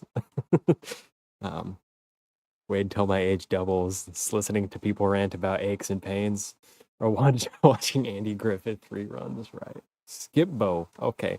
Skip bow, that's something I'm not familiar with. So you definitely got me on that. I do remember watching Andy Griffith episodes as like a really young kid, like 3, 5 years old maybe. So I at least know what that is. I didn't watch it a ton. Might even still remember the theme song, the whistled theme song. I don't know. I'm not gonna attempt it here though. I'm gonna hurt people's ears with that. But that's okay. Yeah. I don't know what aesthetic this is anymore. It's like kind of Art Deco, kind of cathedral, kind of like neo-brutal. Mm. As far as complaining about the aches and pains, though, I'm definitely starting to feel that. I live a super sedentary lifestyle, so I mean, I do video editing for a living, so I'm sitting in front of my computer like 12 plus hours a day usually. Yeah. Hogan's Heroes. Oh my God. Yeah, you definitely beat me on that. I don't think I've ever heard of that one. Hogan's Heroes. Like Hulk Hogan? Probably not. I'm showing my age here. I by asking these questions. I'm gonna stop before I embarrass myself here. Interesting. I'm running out of space here. Designated zone has been reviewed by other pioneers. Yeah. It really sucked and then I died. Don't Oh, I can see the like where the ocean chunk is loading in here, and there's like an edge. Yeah. Like slight geometry breakage. Hmm. Underneath, it's just they didn't even bother adding landscape out here. Although they should. Like, there's so many transit options in this game. We got the trains, the trucks, the drones. I really think they should add boats at some point. Mostly because I want to turn this little opening here into some sort of like docking bay. Like boats come in, dock underneath, and they can drop their goods off and be on their merry way. I don't know if there's like underwater content that you can do in a mod or something. I know there's like Satisfactory Plus, which I've never played, but maybe I'll get to it when I actually beat the game at some point. Just making sure. That spooked me for a second. Trying not to make mistakes on this one, but I feel like I inevitably end up double placing certain blueprints on top of each other and accidentally placing them in places where I didn't mean for them to be. So, it is what it is.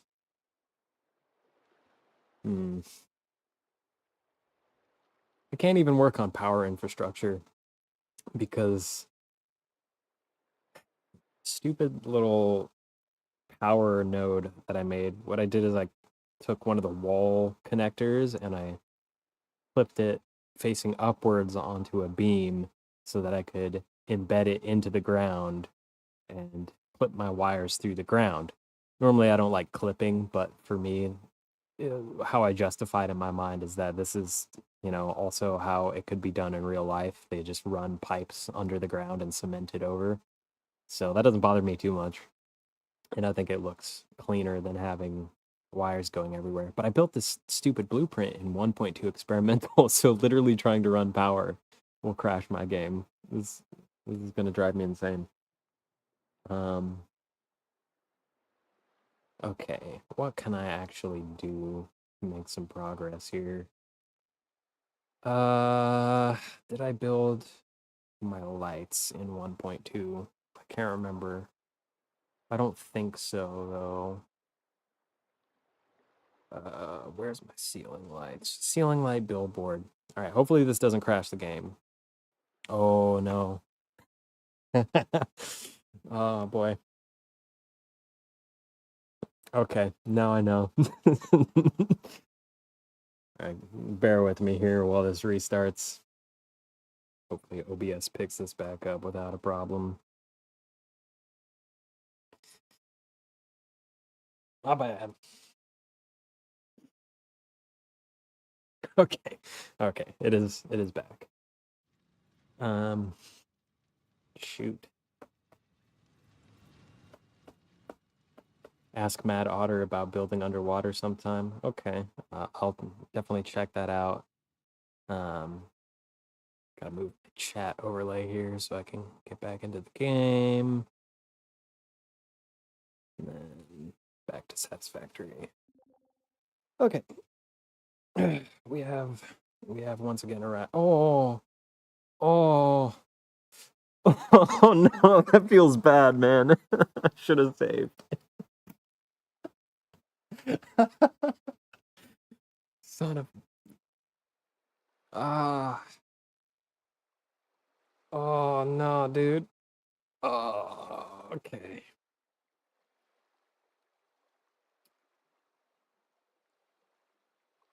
Well,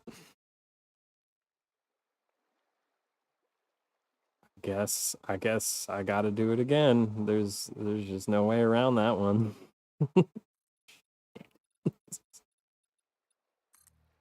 Okay. At least it's fast. Blueprint Zuper, not Blueprint Zuper, but Infinite Zoop is saving my life today. Oh, for goodness sake. We do it nice because we do it twice. Yeah. Sure do. At least I know how to do it nice twice. Gosh. That's really disappointing. At least my save interval is like relatively low, so I don't have to redo things too often. But definitely while I was making blueprints, I had a grid of like 200 something blueprint designers set up in creative mode. And there's like a memory leak in this game where if you save too many blueprints in a row, the game doesn't know how to handle that. I think there's like a little bit of memory that gets leaked every time you save a blueprint. So I would be sitting there like building blueprints and then going through and batch saving all the changes that I made. And just the game would be crashing constantly as I was doing this. But this is, this is the trouble that we deal with to have nice things in this game. So it is what it is. Oh no. Okay. Yeah, if my game looks like it's kind of tripping out sometimes, it's because it is. I have my chat pinned on top of my game. So sometimes the cursor grab thinks that I'm clicking on the YouTube chat pop out on top of the game and it'll like switch me out of the game. It's very, very cool, but I'm playing on a laptop, so I only have one screen here. Unfortunately. I think next time I'll have to get it set up to where my tablet is a secondary screen. That Using the outside edge.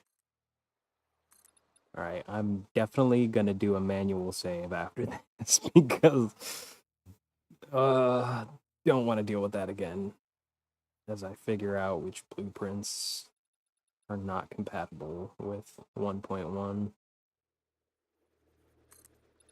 Which that's a kind of a bummer too, because there's like nothing about that blueprint is specific to 1.1 aside from the fact that I made it in 1.1. There's no like buildables that aren't available in 1 or 1.2, I should say. There's no buildables that aren't available in that version of the game which aren't in this one. So bummer. Gotta flip it. Gotta reflip it. There we go. Bada boom. Bada bing. You're doing this on a laptop? Yeah. Didn't think a laptop could handle builds of this level. It's an expensive laptop. I'll put it that way. Since I do video editing for a living, I have to, one, be able to have a mobile production setup, and two, it has to have a pretty nice graphics card because there's times where I'm rendering like 60, 70 videos at a time. And because I'm using DaVinci Resolve, I can, specify that I'm using my NVIDIA card CUDA setup to render stuff.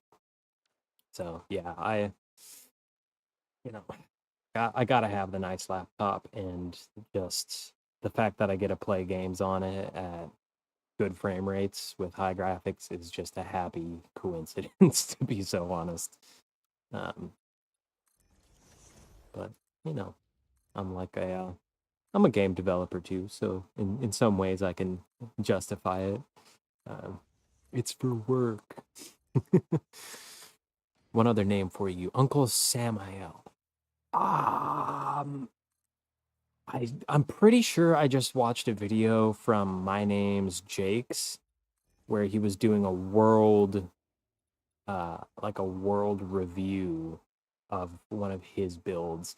That guy's the one who's like an author, right? And Uncle Samael is like the name of one of his characters, as far as I recall. At least if I'm getting the right guy. So I haven't actually watched any of his stuff. If he's a content creator here, I don't know. But I'm familiar with him as of this week. Through My Name is Jake's. That's him. Really nice guy. Yeah. Incredible talent, insane number cruncher. See, that's the part I fear. Despite being a programmer, I'm not a huge math fan. I'm like a math fan in concept, right? Like I like watching videos about like math uh in the context of history and like how we came to understand like, oh, the earth is provably round, or like how we figured out the size of the knowable universe, or the known universe, I should say, the visible universe, stuff like that.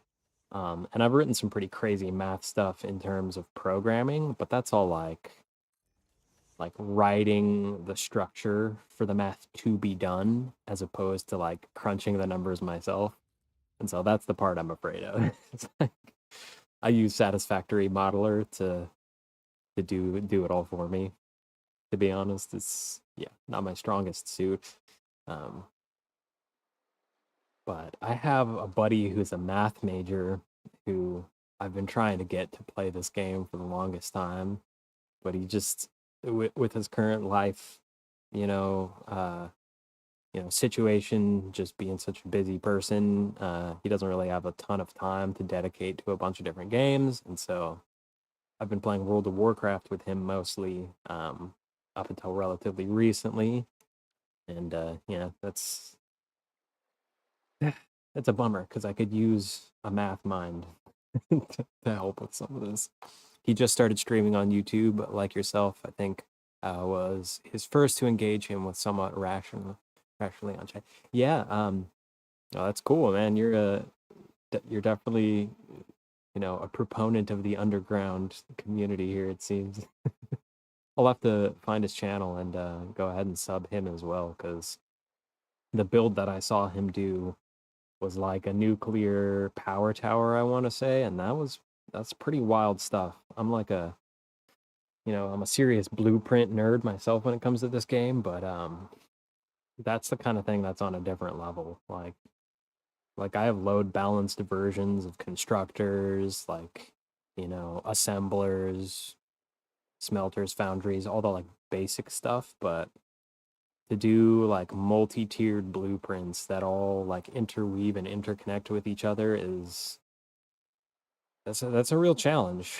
And yeah, nothing but respect to people who have the like patience to do that, and just the brain power to make it all function, is that's not easy by any means. Okay, so what do I got? I got my windows in. I gotta figure out where I want to put doorway. Maybe I could just like cut out a couple and then border it, maybe with braided cable or something. I gotta slow down my fly speed here. Okay. Okay, so that will cover up the edge of the window. Yo, where's my build mode UI? Satisfactory is tripping on me here. I think I must have broken something. Oh, that doesn't fully cover it up. Yeah, Satisfactory is definitely tripping because the escape button is not functioning how it should be. Yeah, I think that's fine. The way that looks now. Yes, thousands of blueprints and gives them away. Yeah. Yeah, I can only imagine. Like, I mean, I know I blueprint a lot, but in here, maybe this is like 200, 250 blueprints or something. And this is like, I'm pretty sure this is like every blueprint I've ever made. I've deleted a bunch of them because it's, they no longer suited my style, or they were sort of primitive in terms of like the thing I was trying to achieve, or just temporary. But this is all the stuff that I've kept. Certain things like this ring, even this, just wait, I made this. No, I did make this in this version of the game. I was gonna say this should have crashed my game because I'm being careless. But yeah, stuff like this. I couldn't have done this without Curve Builder. Well, I probably could have, but I didn't. Curve Builder makes it easier for sure. But yeah, I gotta set up some sort of repository for my blueprints so that I can give them away as well. Especially the roads, because I spent a lot of time working on those, and the whole intention was to share them with the community on Facebook. But I'll probably put a link to like a GitHub or something, or Google Drive, because I know GitHub is perhaps a little confusing for certain people who've never used it before. That's totally fine and understandable. But yeah, that's something I got to get around to doing. It's fast. That's what I wanted. And do I want to do another one here, perhaps?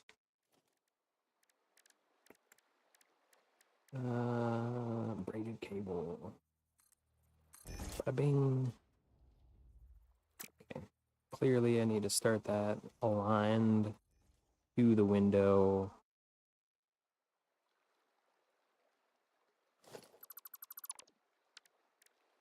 Ba-da-ba-da-ba-da. Nope. There we go. shoot, yeah, I definitely got to check out his blueprints though, because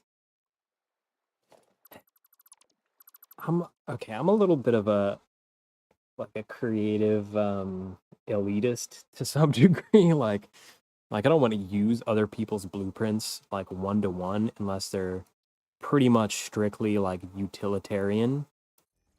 Like I want to do all the creative stuff myself, but I definitely will take inspiration from other people's blueprints and kind of put my own twist on it. That's something I'm not afraid to do, and I totally missed this side. No, this needs to be zooped. Oh, oh. The reason I'm being so insistent upon using zooping here, zooping the entire thing and nothing but the entire thing, is that infinite zoop will turn these into blueprints so that I can just delete them with one click later if I need to expand. And that's why I've done all of these columns in like short segments, just in case I need to expand part of the factory later down the line.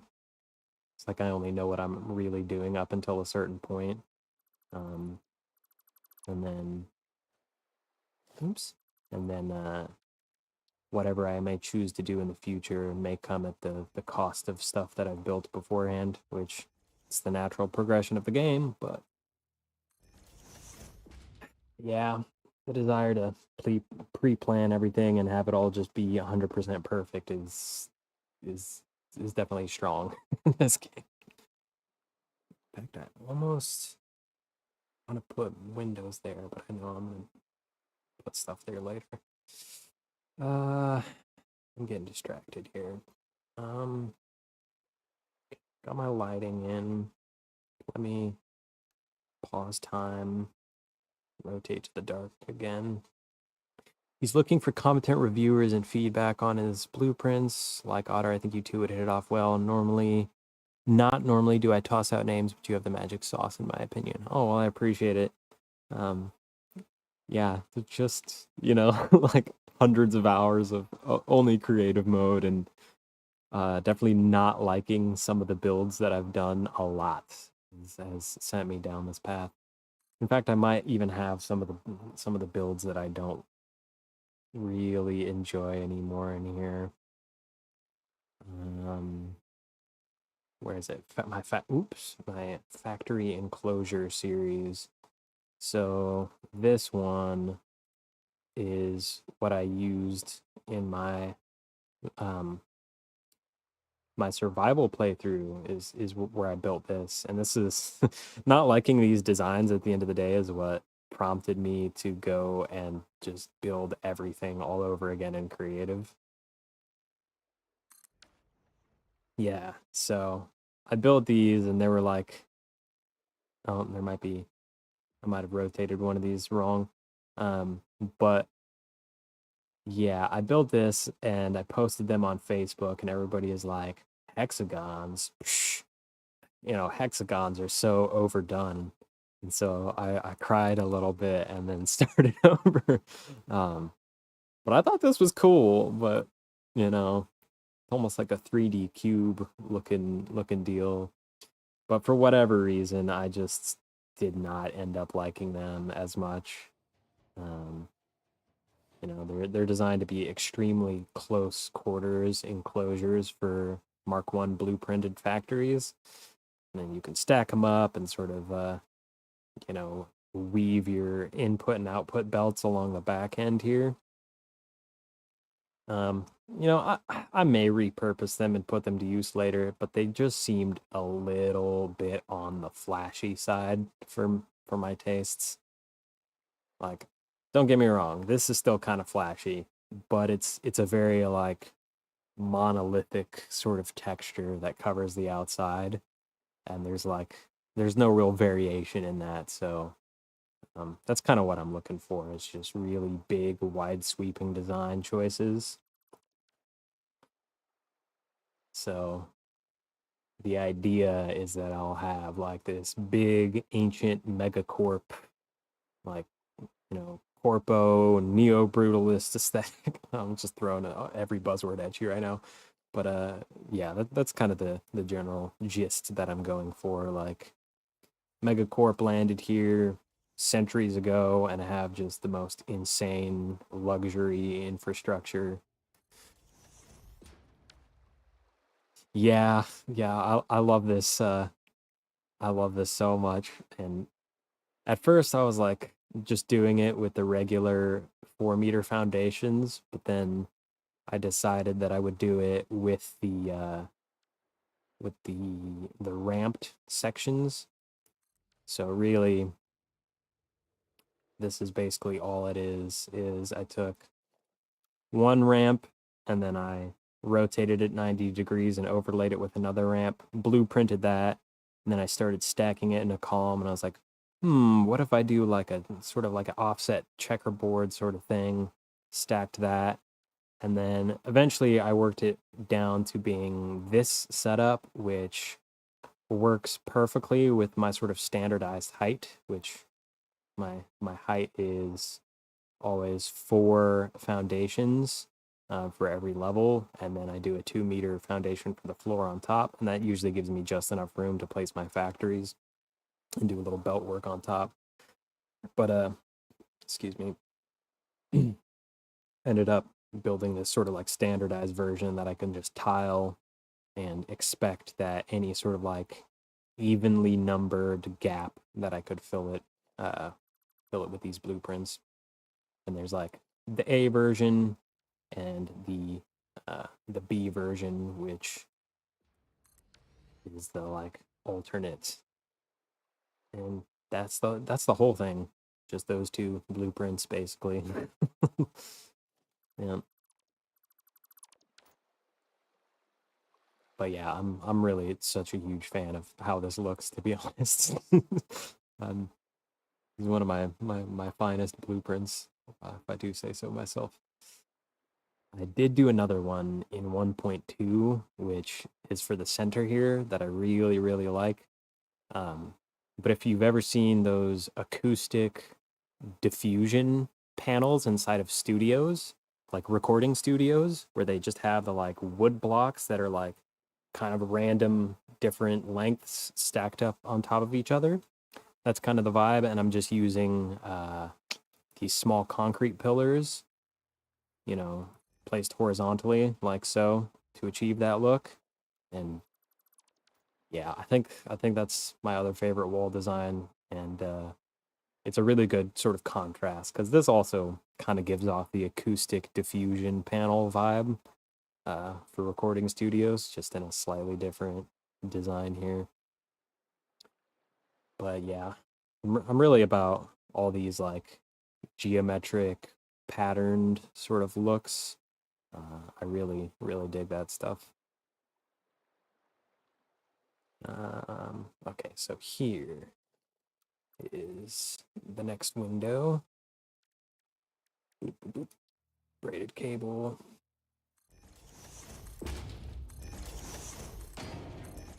Yeah.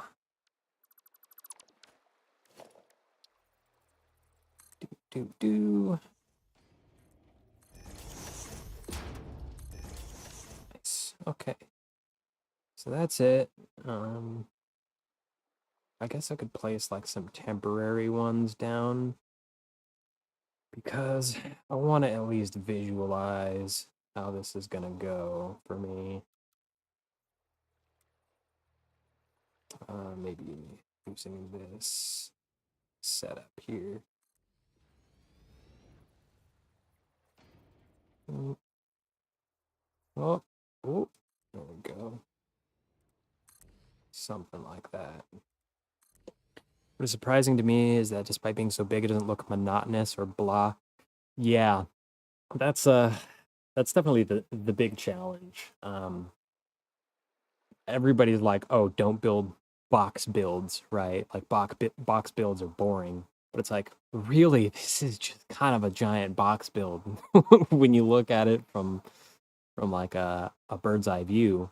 Um, to me, it's like you can do box builds, but it's really about how you texture it and how you break up those textures you know, over the whole space of the thing.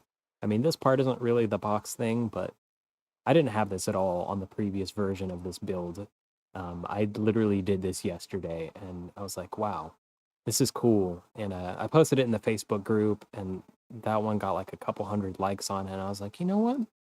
Maybe I should start streaming this stuff because people seem to really like engage and like this build that I'm working on. Um, so yeah, here I am, but I don't think the box build thing is a bad way to go. It's just you really gotta come up with unique ways of lighting and yeah, like especially up lighting. Like upward lighting, I feel like people don't do nearly enough. And the way I pulled this off is literally just sticking the lights underwater far enough to where I could point them upwards. And, you know, I do realize that this sort of lighting setup is not a vanilla thing. Like I had to use infinite nudge to rotate them 180 degrees to point upwards. Um, I'm glad you chose to stream on YouTube, especially. Appreciate it. You know, I'll try to do this fairly regularly because I play this game pretty regularly, and you know, hope you stick around, and hopefully we get more people in here as well, so that you know, we can have a nice, fun little community of people talking both to me and talking to each other, and you know, that whole deal. Because I know it's not always about me. I'm in these streams all the time too, and it's fun too, just having a chat with the you know the other people in the stream and kind of talking about our favorite creators and that kind of stuff. Um, but yeah, I think probably my like favorite streamer probably is construction. I'm biased partially because he's from my city, but he's just a cool dude in general as well. Um, he's an older gentleman, at least older than me.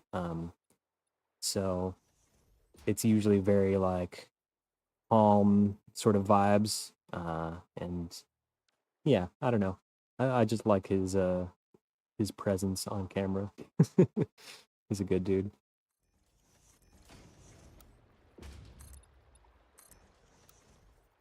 Plus, I think his builds in particular are insane.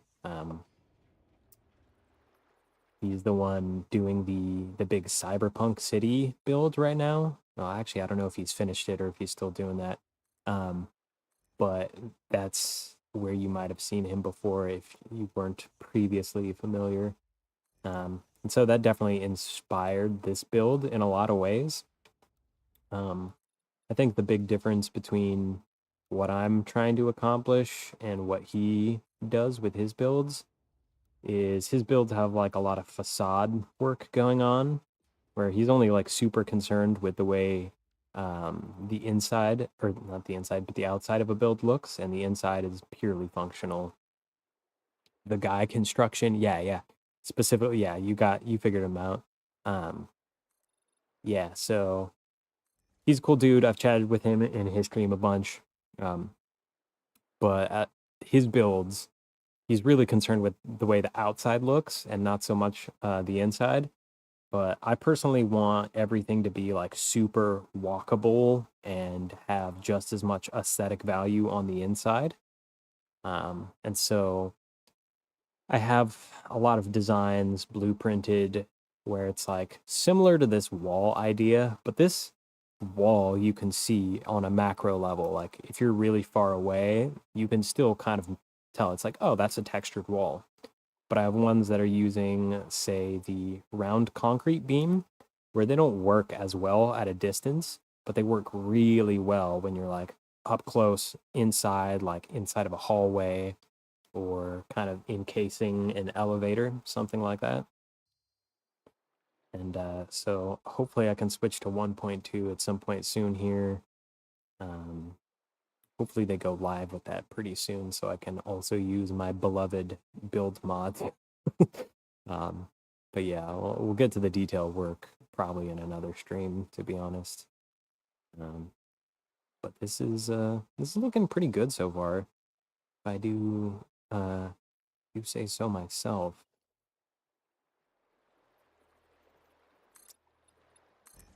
Yeah. One of the things that I have somewhat of a contention with when I'm building is that there's not really a functional purpose for everything that I do. And so really I have no idea how like what I'm doing right now, for example, is gonna affect my build later on. I'm just like, oh, balcony, cool. That would be fun thing to do right here. And I think that's valid in its own way, but um yeah, there's not really much of an intended purpose for it other than just like looking cool right now. So some of the stuff is definitely like super subject to change later down the line. But for right now, I think it fits what I'm trying to pull off here. Yeah. Oops, missed one. Oop. And stretch that out. There's no right way or wrong way. Yep, 100%. I know a lot of vanilla purists might disagree with that, and that's fine. They don't have to watch. I mean, I'm sort of a vanilla purist. Let's be real. I don't have anything against mods, but if I'm gonna do stuff that is streamed, I want all the mods that I'm using at least to be vanilla friendly, to where you could load up my save game in a vanilla playthrough or in a vanilla save, not have to download all these mods and figure that out, to still be able to enjoy what I built and like walk around it and even use it in your own save if that really like, you know, is what you're interested in doing. Um, yeah, I don't mind any of that. And eventually I will offer this build up as like some sort of mega factory, mega print, or some sort of world save on its own. So people can look at it, but I at least want to get, you know, a good bit farther into the build before I do that, because there's a lot of work yet to be done. But generally, yeah, I agree. There's no right way, there's no wrong way. You know, some people use like the architecture add-on mods, and I think that definitely can like elevate builds to a whole new level. Um, and maybe I will do that as well at some point. Excuse me. But I don't know. I think there's something to be said about working with within the limitations of vanilla parts as well. Um, yeah, I don't know. Constraints breed uh, interesting and creative results, in my opinion. And I don't know. That's kind of a wow. Somehow I got so off track that I didn't even finish building this. Uh, that's a philosophy I sort of bring with me from music production, because I've been producing music for 16, 17 years, something like that.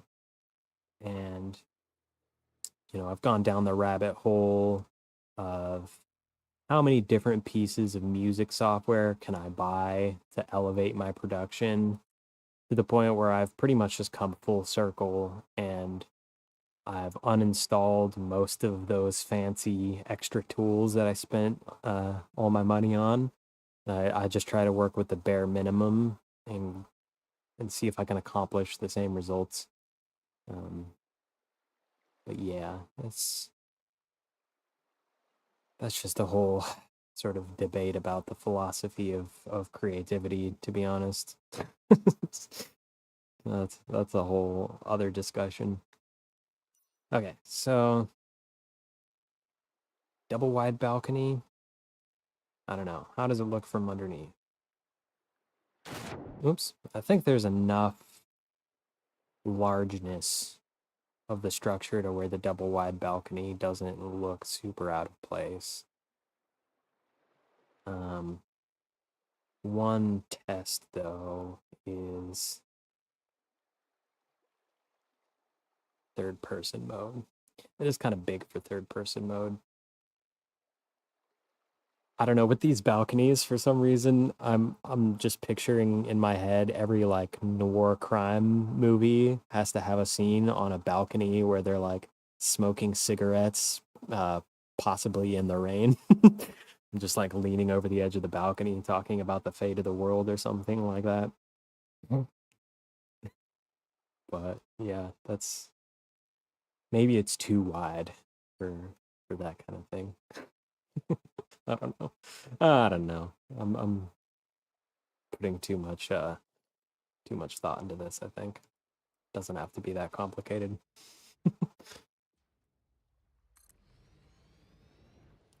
Am I missing something here? Yes. This is also a 2x2. Bada bing. Bada boom.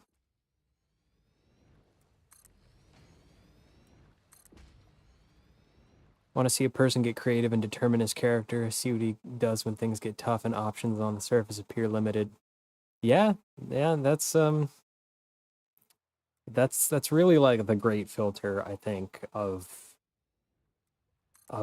greatness, of like maturity, of I don't know, anything that is worth having or doing or building is like you get put through the paces in your life of you know, what is the absolute most difficult thing life can throw at me and how am I going to react to that?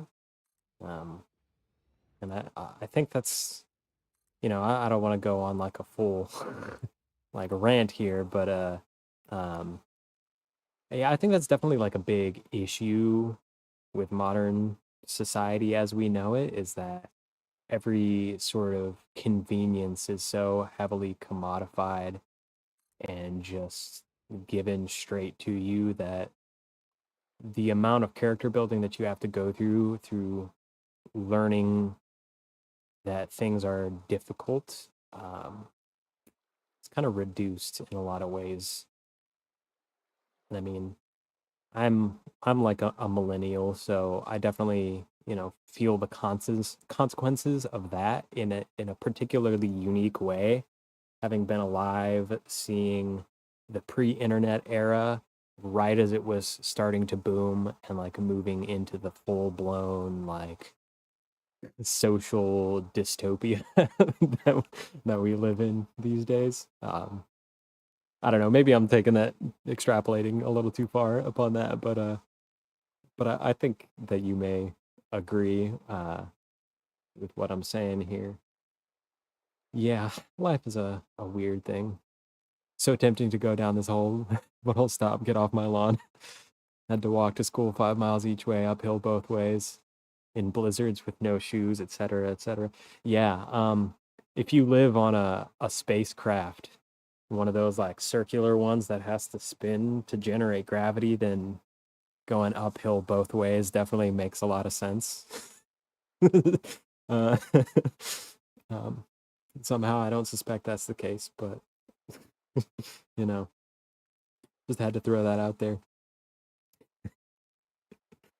But there was an interesting video that I watched about how basically every generation that has ever existed since the inception of like historical documentation has complained in some way or another about like, oh, the kids have it too easy these days.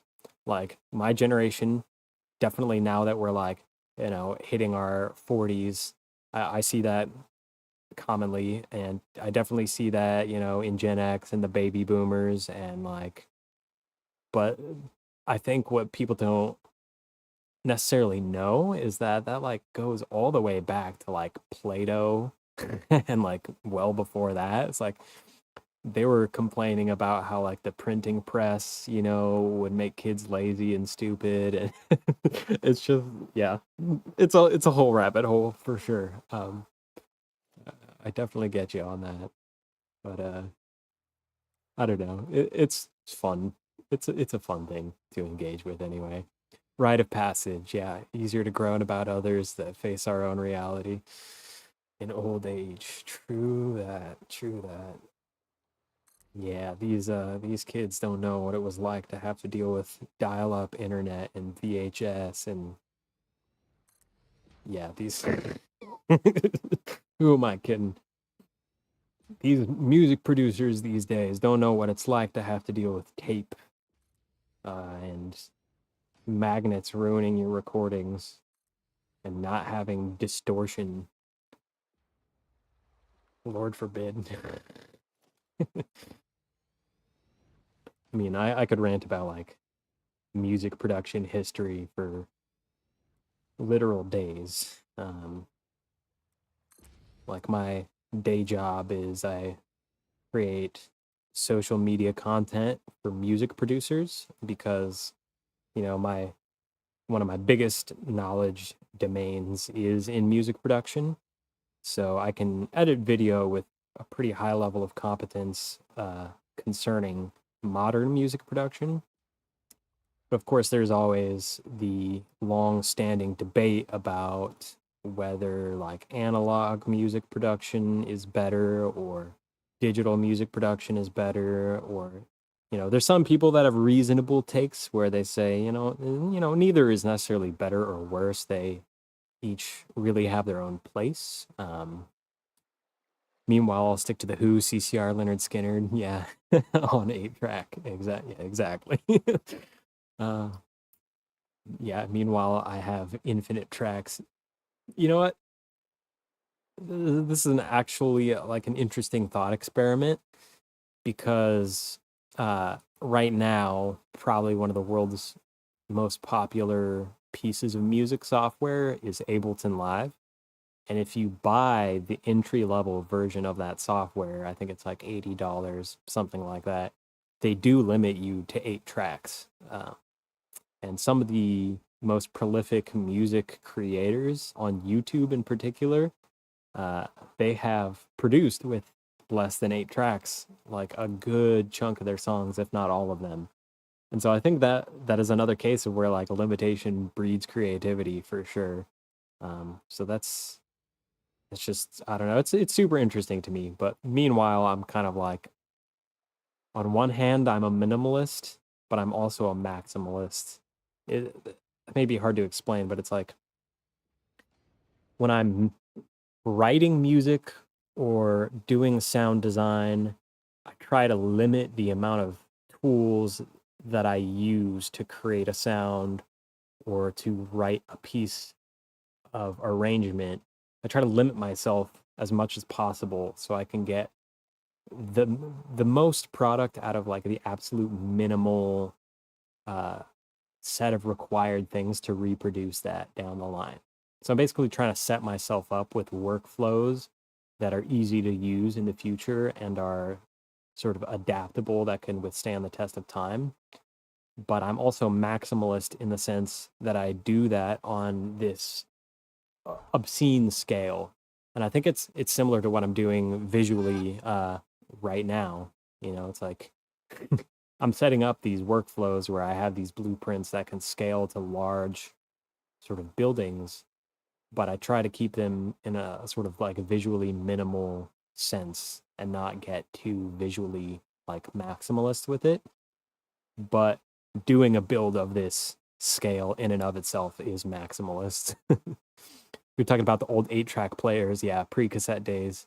No, I do. I know what you meant. Yeah, I've never had to deal with that in terms of workflow, but I'm just sort of like making the comparison to the like arbitrary limitations you could set on yourself in the like modern day, workflow, like limiting yourself to literally 8 like digital tracks to sort of like mimic the old 8-track. You know what? Maybe I don't know. Am I still misunderstanding you? 8-track players, like maybe I'm now I gotta go and Google this so that I'm not talking out of my ass. 8-track player. 8-track cartridge, stereo 8-track cartridge, magnetic sound tape recording technology. Yeah. I don't think I'm misunderstanding this. Maybe I am. I don't know. I don't know. 4 stereo channels. Right. So you could, in theory, record 8 mono channels and do like LCR mono mixing with this. I want to say.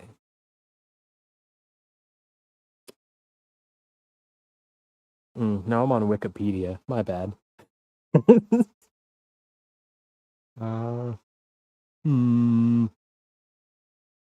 Compact cassette and the 8-track system surpassed it in popularity for recorded music.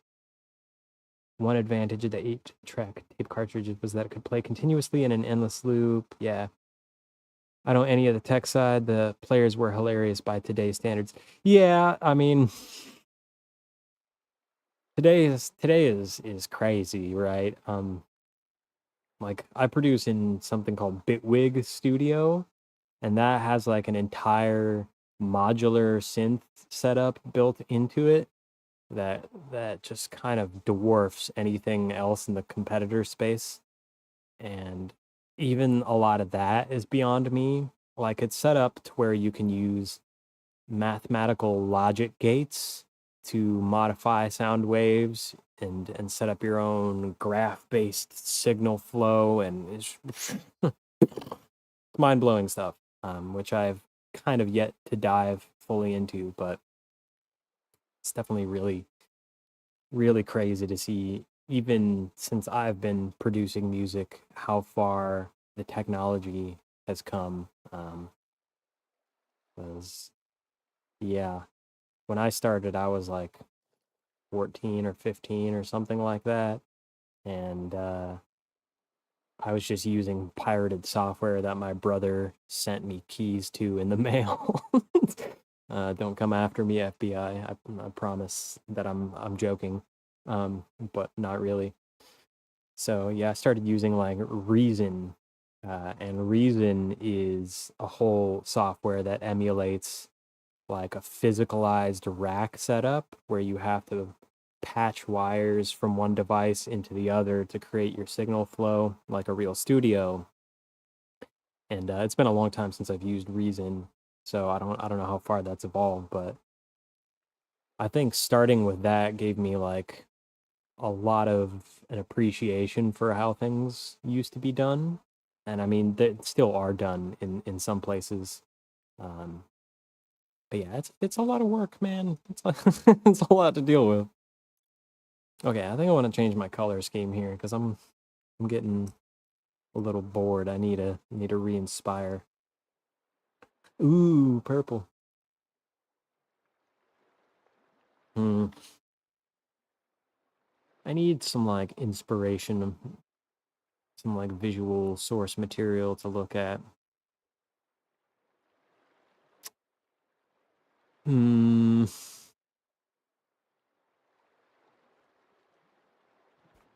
I don't know. Can I curve beams? I want to see what the limits of this mod are. 'Cause if I can curve beams, that's going to be like a whole other rabbit hole for me to go down. No, I can't. Auto cooler. Cooler color? Cooler? I'm thinking it's cooler, probably. Let me Google this. Auto cooler. An American designer, one of the best known industrial designers of the American railroads. Ah, a man after my own heart. Uh, well, I guess it's probably the other way around. um, I'm seeing a lot of art pieces. Oh, yeah. Yeah, there's some cool oil paintings here. A lot of sketch work. This is like, I'm assuming this is like American Industrial Revolution era. Westmoreland Museum of American Art. Yeah. Okay. This is definitely like American Dream sort of vibes that I'm getting from these paintings. Yeah, this is cool stuff. Raymond Loewy. Raymond Loewy. Here, in fact, I could probably turn my display capture on here. Whoa. So you can see what I'm looking at. Whoa. That's some real interesting train. I don't know if that's supposed to be a train or if that's supposed to be a car, actually. Like, it looks like it wants to be a train, but then these big wheels definitely give more of like tire vibes rather than track rollers. Hmm. Wow. Trains. Yeah, I'm definitely sort of tapping into this like Art Deco kind of thing with curved archways. And I did see another video. I forget who the creator is because I would love to give him credit for that. But let me turn off my display capture one more time here. What I saw him do is there's a new beam in 1.2 where you can like embed it into the ground and rotate it. You can rotate it like diagonally, and in the same way that these have like these vertical edges poking up, you would have two like diagonal pieces that come together like this, and you would get these two ridges that run along the outside of the foundation just barely, and you could like color them golds. I thought, okay, that really like fulfills the sort of yeah, the plus shaped beam. Yeah, exactly. And I thought that, you know, coloring them with like the Caterium material, the Caterium finish would definitely lend itself well to like an Art Deco trim sort of aesthetic. So I liked that a lot. Um, Before I forget though, I do have to take a quick break. There is some medication that I have to give to a family member of mine. And so I will be right back. 2 minutes.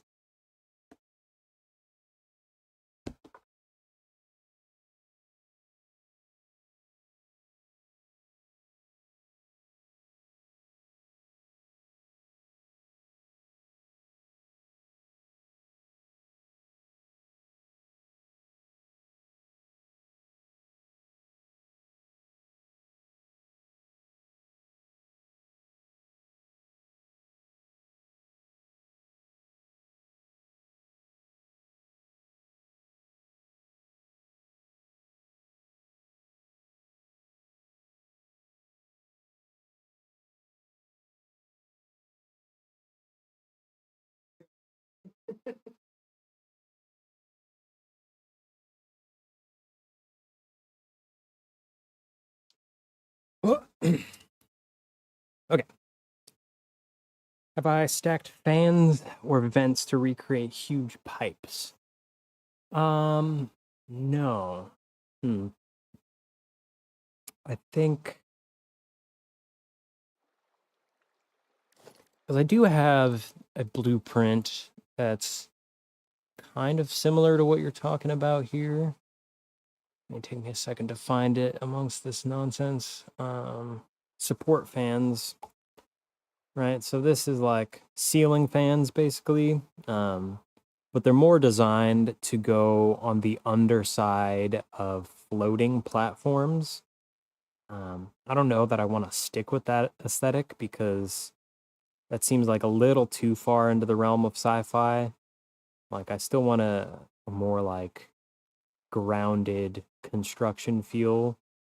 It's like a mega corporation. They might build something super luxury and lavish like this, but relying too heavily on like anti-grav tech, it's like it's a little bit past budget, a little bit past the budget. Yeah, and I've definitely thought about places that I can layer in these like fans on the ceiling and potentially on the walls. I'm just not 100% sure where I would do that. Mm, Yeah, that's definitely going to be something I'll have to figure out. But you're talking about stacking them, so like vertically on top of each other, like they'll snap to pillars, which will snap to beams, which means you can have huge angled pipes.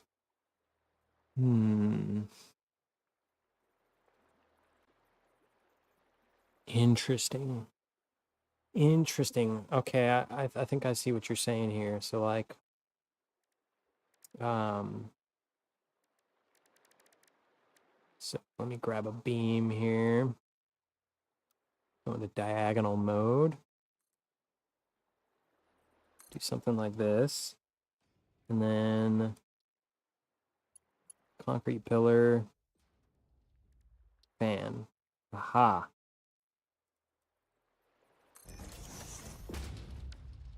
Interesting. I didn't know that. Can I do it on the bottom as well? And then nudge it into place. Oh my gosh. I gotta delete the beam. Oh, gotta delete the beam without switching into a different window. I need a better solution for my chat window than just like putting it directly on top of my game window. Nice. Okay, okay.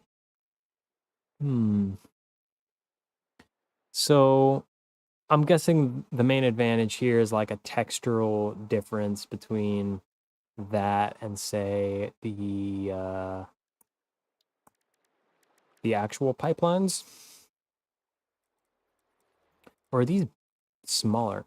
Why can I not rotate this? That's so annoying. Oh, I didn't know you could do that. Noodle, horizontal to vertical.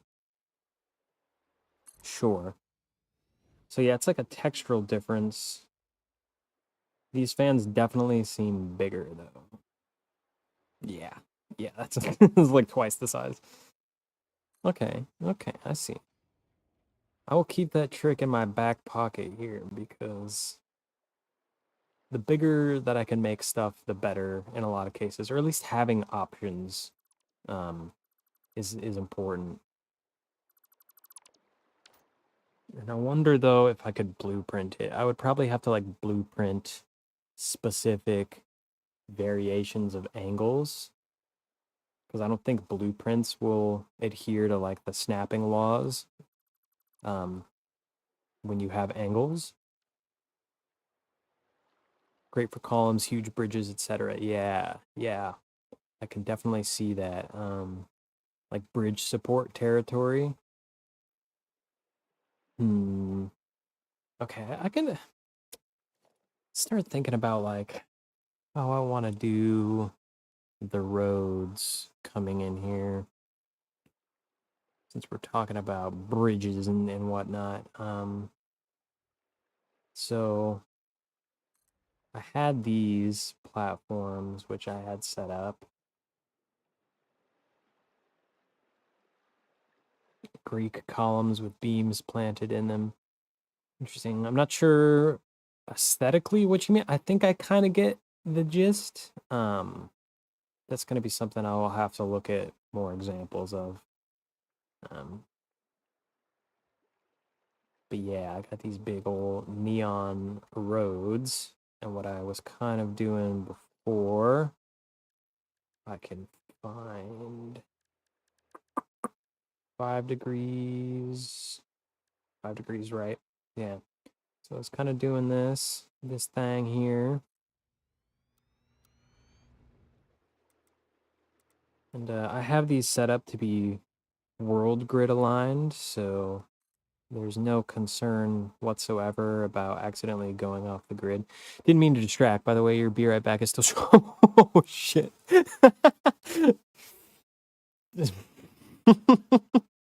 My bad. My bad. Appreciate the the heads up on that. No, it's no distraction at all. Definitely like always looking for more design ideas. And I am getting a little lightheaded though. I feel like I need to eat some food at some point soon here. How long have I been streaming? 3 hours? That's not too bad. I'll go a little longer.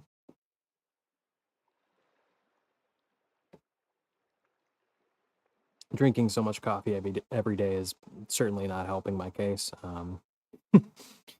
So yeah, that's fantastic. Oops. Let's go grid helpers, 10 degrees right. Dude, is that aligned to the top properly? Yes. Okay, so 1, 2, 3, 4, 5, 6, 7, 8. No, that's not how I've done this in the past. I don't do this. Boom. Yeah. No, I don't need blueprint. I just need regular. Thank you. I'm getting like too many buttons syndrome happening right now. Let's see. So then it was this guy and 1x4. No, I need 4x1.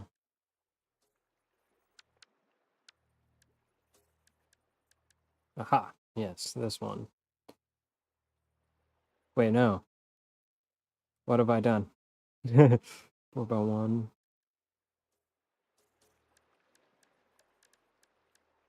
1x4. Oh my god. I think it's tweaking out. I think it's not letting me grab what I want to grab here. Just do it manually. 1x4. Yes. Now the arrow's pointing in the right direction. Stop it. No. You know what? That's acceptable. Just delete the extra one for crying out loud. So I have to build 2 of these 4 long sections and then 1 single foundation section. And then I can alternate back to the 4 long sections. And once I have 2 4s, 1 1, and then 2 4s, I will have made a perfect world grid aligned 90-degree turn. I think. Wait. I need...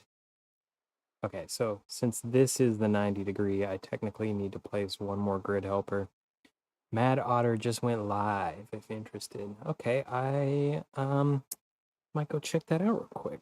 Go on to YouTube. Oh no, I made my chat window like super huge.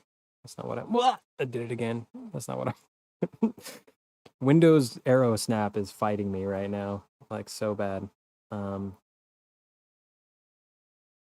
Okay. Chill. So,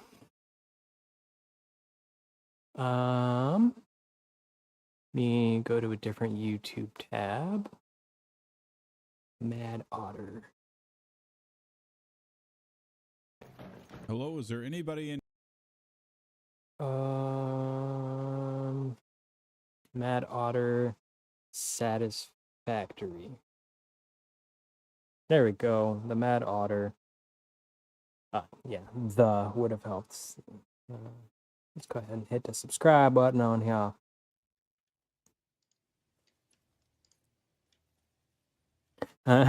You're dual stream watching right now. That's incredible. Mac.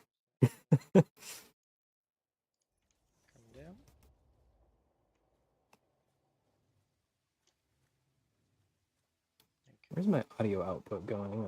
I don't know if I can hear this. Oh, my volume is like way down. Sorry, hope I didn't blow your ears out with that.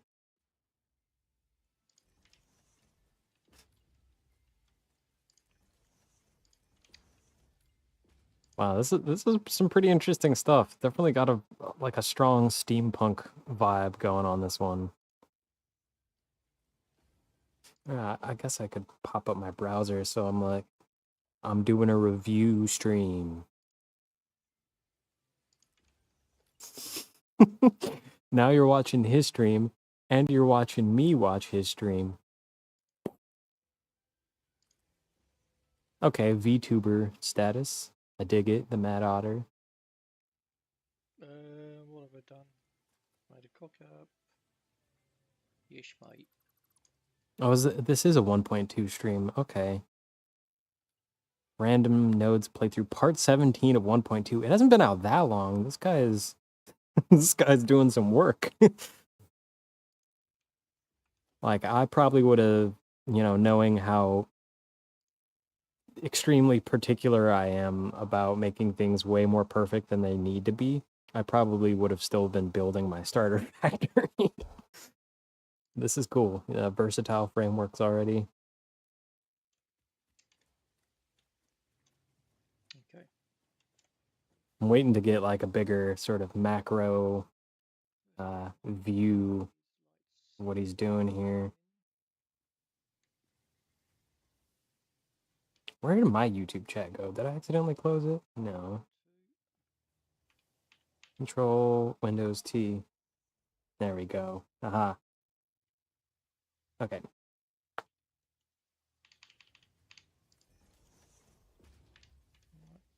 And if we wire those back now to here,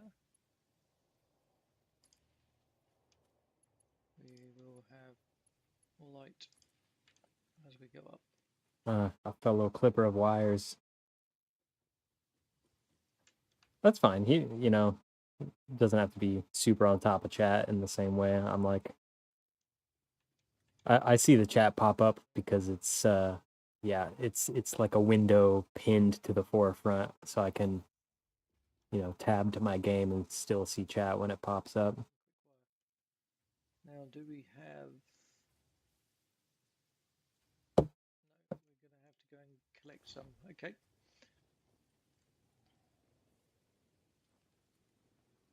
Okay. Time for a little trip. Yo, what is this though on the left though? How's it going, mate? Hope you're well. Hope you're well. Oh, he's gonna breeze right past it. I want to see that. Meow. Have a look at your comments. Ah. Hi, Raw, Voxel. Yo, Welcome in, welcome in. thank you. Max sent you. Sounds like the headmaster's office, mate. You've been sent.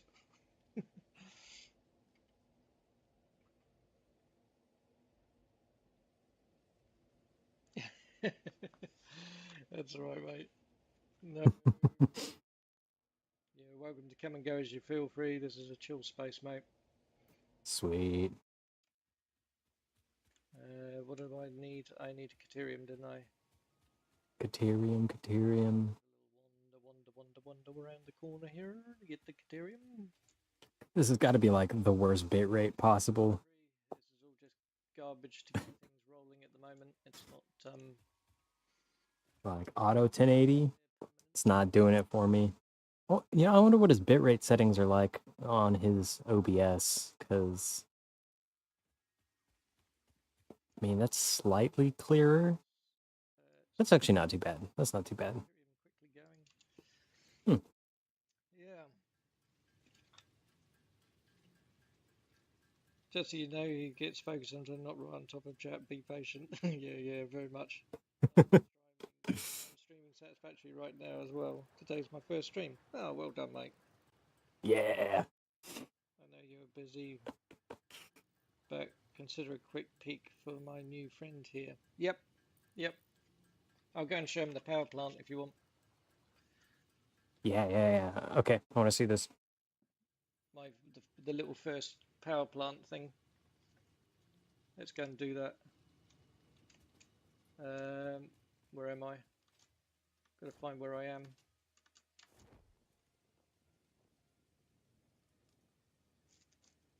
And then we'll do the Caterium after that, and then we'll go back to the other place, and I'll show you the building properly there. And in the meantime, this is the smart plating factory, which is a work in progress. We do have the smart plates actually done. Nice. This is all temporary here. This is all nonsense. This mine here will eventually, along with the copper one around the corner, will feed some tall vertical factories here, which will look like this, and they will feed the basic components effectively into this machine. And that will end up being all illuminated properly and whatnotted. This is epic. That's a work in progress. This reminds me of like massive festival stage designs with all of the frame pieces. Everything's pretty much temporary apart from the few little builds I've got started on this map. So we're doing random nodes, just so you know, and we've amped up the space elevator thing. So normally phase 2, as you probably know if you've played Satisfactory before, it's 2,500 smart plating at phase 2, and it's now 50,000 with it amped up. If I'd whacked it up the full way, and I didn't, I went up one notch below the full way, it's 100,000. Which in hindsight possibly I should have done, because it would have given me more build time. But here's the buildings. A couple of wacky buildings. Seems like you've made. The one on the left is the water tower that feeds the 8 coal gens. Okay, yeah, this is what I wanted to see. This flower looking thing. Around this little building. Yo. That's really cool. That's so cool. I can't get around that. This is insane. 8 gens. And this is vanilla. I mean, it looks vanilla. It looks like this is mostly beams, but this is crazy. And because it's random nodes, I'm sort of putting all little power plants around as I do each thing, and then just keep on building on that basically as a power supply. And then when I get to do nuclear, then that will be totally different, of course. Then we'll just do one big thing, but at this stage we're doing these little ones, and they're just a bit of fun. Yeah, this is immaculate. Like, this is the inspiration I'm looking for sure. This is a good recommendation, Mac. Seems like you've made good progress since 1.2 dropped, though. Yeah, I took about a year, 18 months off playing Satisfactory because I'd done about 6,000 hours. Oh my god. Burnt out a bit on it. And then I knew that 1.2 was coming, so I was like, right, okay, I am just going to actually lie low and do other things and play other games and stuff, which is what I did. And when I came back, I deleted all my previous content, rebranded myself basically, and for a number of reasons. And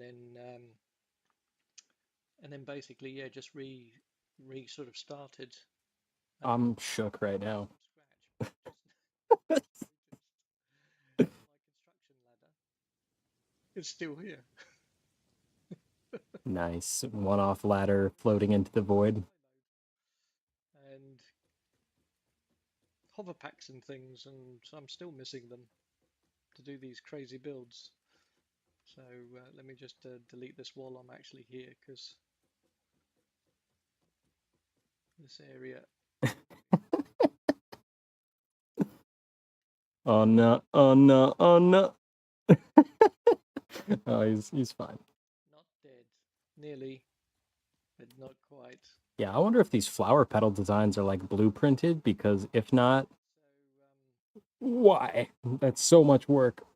One type of sort of build I do is this sort of type of build where I go very organic and do crazy wacky stuff.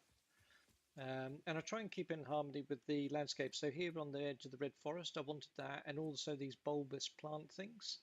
So I've tried to touch the color schemes from the area into the build, and it sort of works, I think, anyway. It's so good. This is so good. Oh my god. The flower petal designs are insanely cool. Thank you, mate. Yeah, I like them. I played around an experiment a couple of years ago with them on a friend's map where he did a multi-session thing, and I never got to finish it. And then blueprints came out, of course, and that was like woohoo moment, because then I could basically actually know that I could do the petals in the blueprint and Yeah, okay, that answers my question. all individually by hand, which is what I was doing before. Oh my god.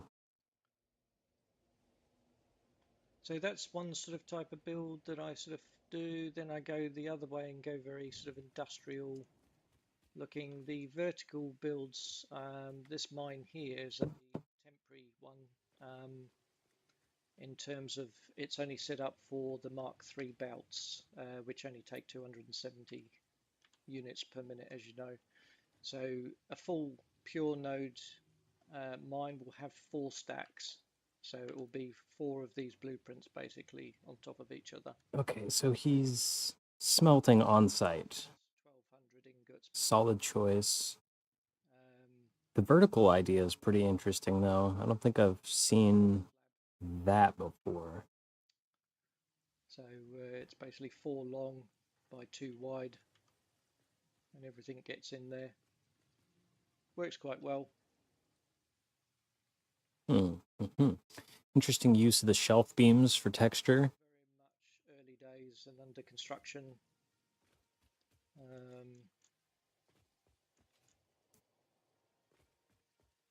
as you can see, all my mines at the moment are just the 2, because it's only coping with the amount that the belts can carry. With this one here, I'm just starting to play around with a bit with the lighting. I've got to introduce some pink lighting in here and try and get that soft mix going on at some point, but it's a work in progress, all of this, because a lot of this, the builds in here are going to be ultimately stripped out, and for the basic components, because they're all going to be made in tower factories like this at the back here. And then feed in. So I've sort of like left it as a work in progress at the minute. We will go back to it. Yeah, every time I go mega, somebody goes mega-er, and I need Caterium. I think part of my problem is that I don't pre-plan my builds usually. And that tends to cost me. Like what you see and you think it's worth a follow, then drop us a follow, and then you'll get notified every time I'm doing a new video or some stuff, and you'll get to see the other builds. You'll just hang fire. You can also join the Discord if you want to, if that's your thing. I usually put posts up there, what's going on as well.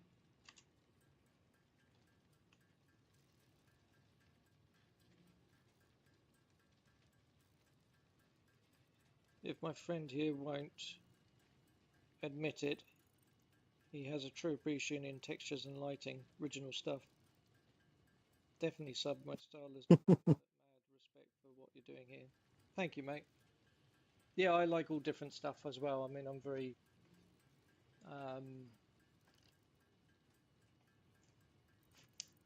open to. I mean, I've still got one map I want to do where I just want to do like a big giant like Tesla factory. Yep. Basically build an actual normal factory, and the way I want to actually do that is I want to build it from scratch, from the ground, as if it's a real factory, and sort of like lay the foundation, and then basically put in like all the steel beam work, and then go like that and actually build it as if it. And I'm going to do that. I think probably not so much as a stream. I may do it as a video and do it as a time lapse, and then try and have it so that it's basically, if I can. But the trouble is, for me to do that, I haven't worked out a way I can get a camera to film the whole thing from a fixed position. Hmm. And it's almost like I'm going to need another person to be on the map and actually just be patient with us doing that as I do it, and that's going to be tricky to do because of time zones and everything else. So that's why I haven't done it yet, because I haven't worked a way out around it. Yeah, that could be tough. Now is doing it in the northeast corner of the map. Oh, nice. Hmm. Up in the northeast. So that's desert. Up in the desert. Yeah, it's a good area to do it, just because of the size of it.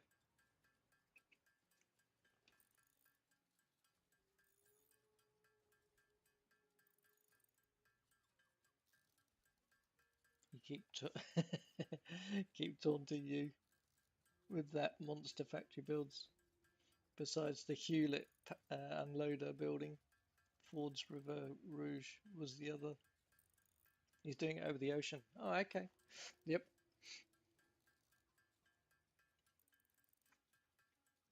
Hmm. What do I want to say here? I'm trying to think. If you can, if there's enough build space,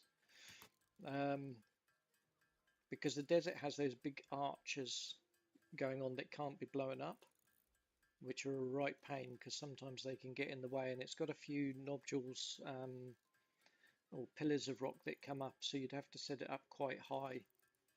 Whereas ocean's probably actually a better place. Yeah, be interesting to. Okay. Oh, he's doing a circle. Yeah. Very cool. Thanks for the recommendation. I'm gonna watch more of the Mad Otter for sure. Sorry. What? Thank you for the brief tour. Oh no, you're welcome, mate. Gives me a break too. Okay, I actually need to move my chat. I've got to get back to my stream, but I'll inevitably be back. Thank you. Yeah. Happy streaming, mate. Cool. Oh, I just got a stream going on in the background. I should probably I'll try and sub back to you as well, and I'll keep an eye out for you. leave him a like.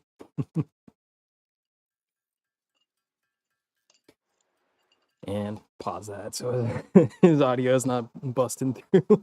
But that's super cool. Yeah, his builds are definitely inspiring. The organic stuff, I'm like especially super impressed by. Just the amount of detail and time that takes is kind of out of this world. I cannot lie. Very cool stuff. However, I must crack on with my build. But I will be sure to put notifications on for him so that I can make sure I'm tapping in with the streams when he goes live. Oh, what have I done here? It's only been switched partially. Oh, that's kind of nice. The purple to orange color transition, super pleasing.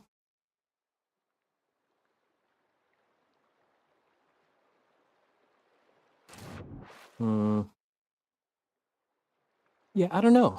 'Cause that flower petal stuff is going to linger in my mind because one of the things I was thinking about when I got Curve Builder working on here and saw that it was easy to use and that it had a lot of potential for good builds is that I almost wanted to turn this into some weird like hybridization of like a tree. You know, I mean, every chance I get, my brain's like world tree, world tree, world tree. So, but short of explicitly doing that, I want to do some weird twisted version of that perhaps. It's like this already gives me kind of like a root like feeling where it's like fingers stretching out and you know, burrowing their way into the ground. But then I was thinking about like, what if I took this design and like moved it up and started to branch outwards like a tree? I mean, maybe one of the goals with this build is to do a complete mega factory where like this is the only place on the map that I build that's not like a miner basically and railroad infrastructure, and then just do everything on like increasingly high up layers, and then towards the top start branching out like the canopy of a tree or something. Excuse me. I think it'd just be like an interesting hybridization of like nature curves and such on top of the like very like cold and rigid corporate theme that I sort of have going on here. Hard to say what I'm going to do. Hard to say indeed. Yeah. But mad respect to Mad Otter, because as far as I'm aware, well, actually, no, it's a fact that he's doing all that in vanilla because he's on 1.2 experimental, and you can't use mods in experimental branches. So hats off to him. No pun intended. Actually, pun intended. Pun very much intended. Shoot. Oh well. Yeah. I don't know. I think I might have run out of steam for this one. Not really sure what else I can do here today. Aside from just like boring figuring out power routing logistics. So I think I might jump off for today and come back when I have some more ideas of what I'm gonna do here. So thanks to Mac for tuning in, being my first subscriber for Satisfactory content and my first stream viewer. So very cool. Bye.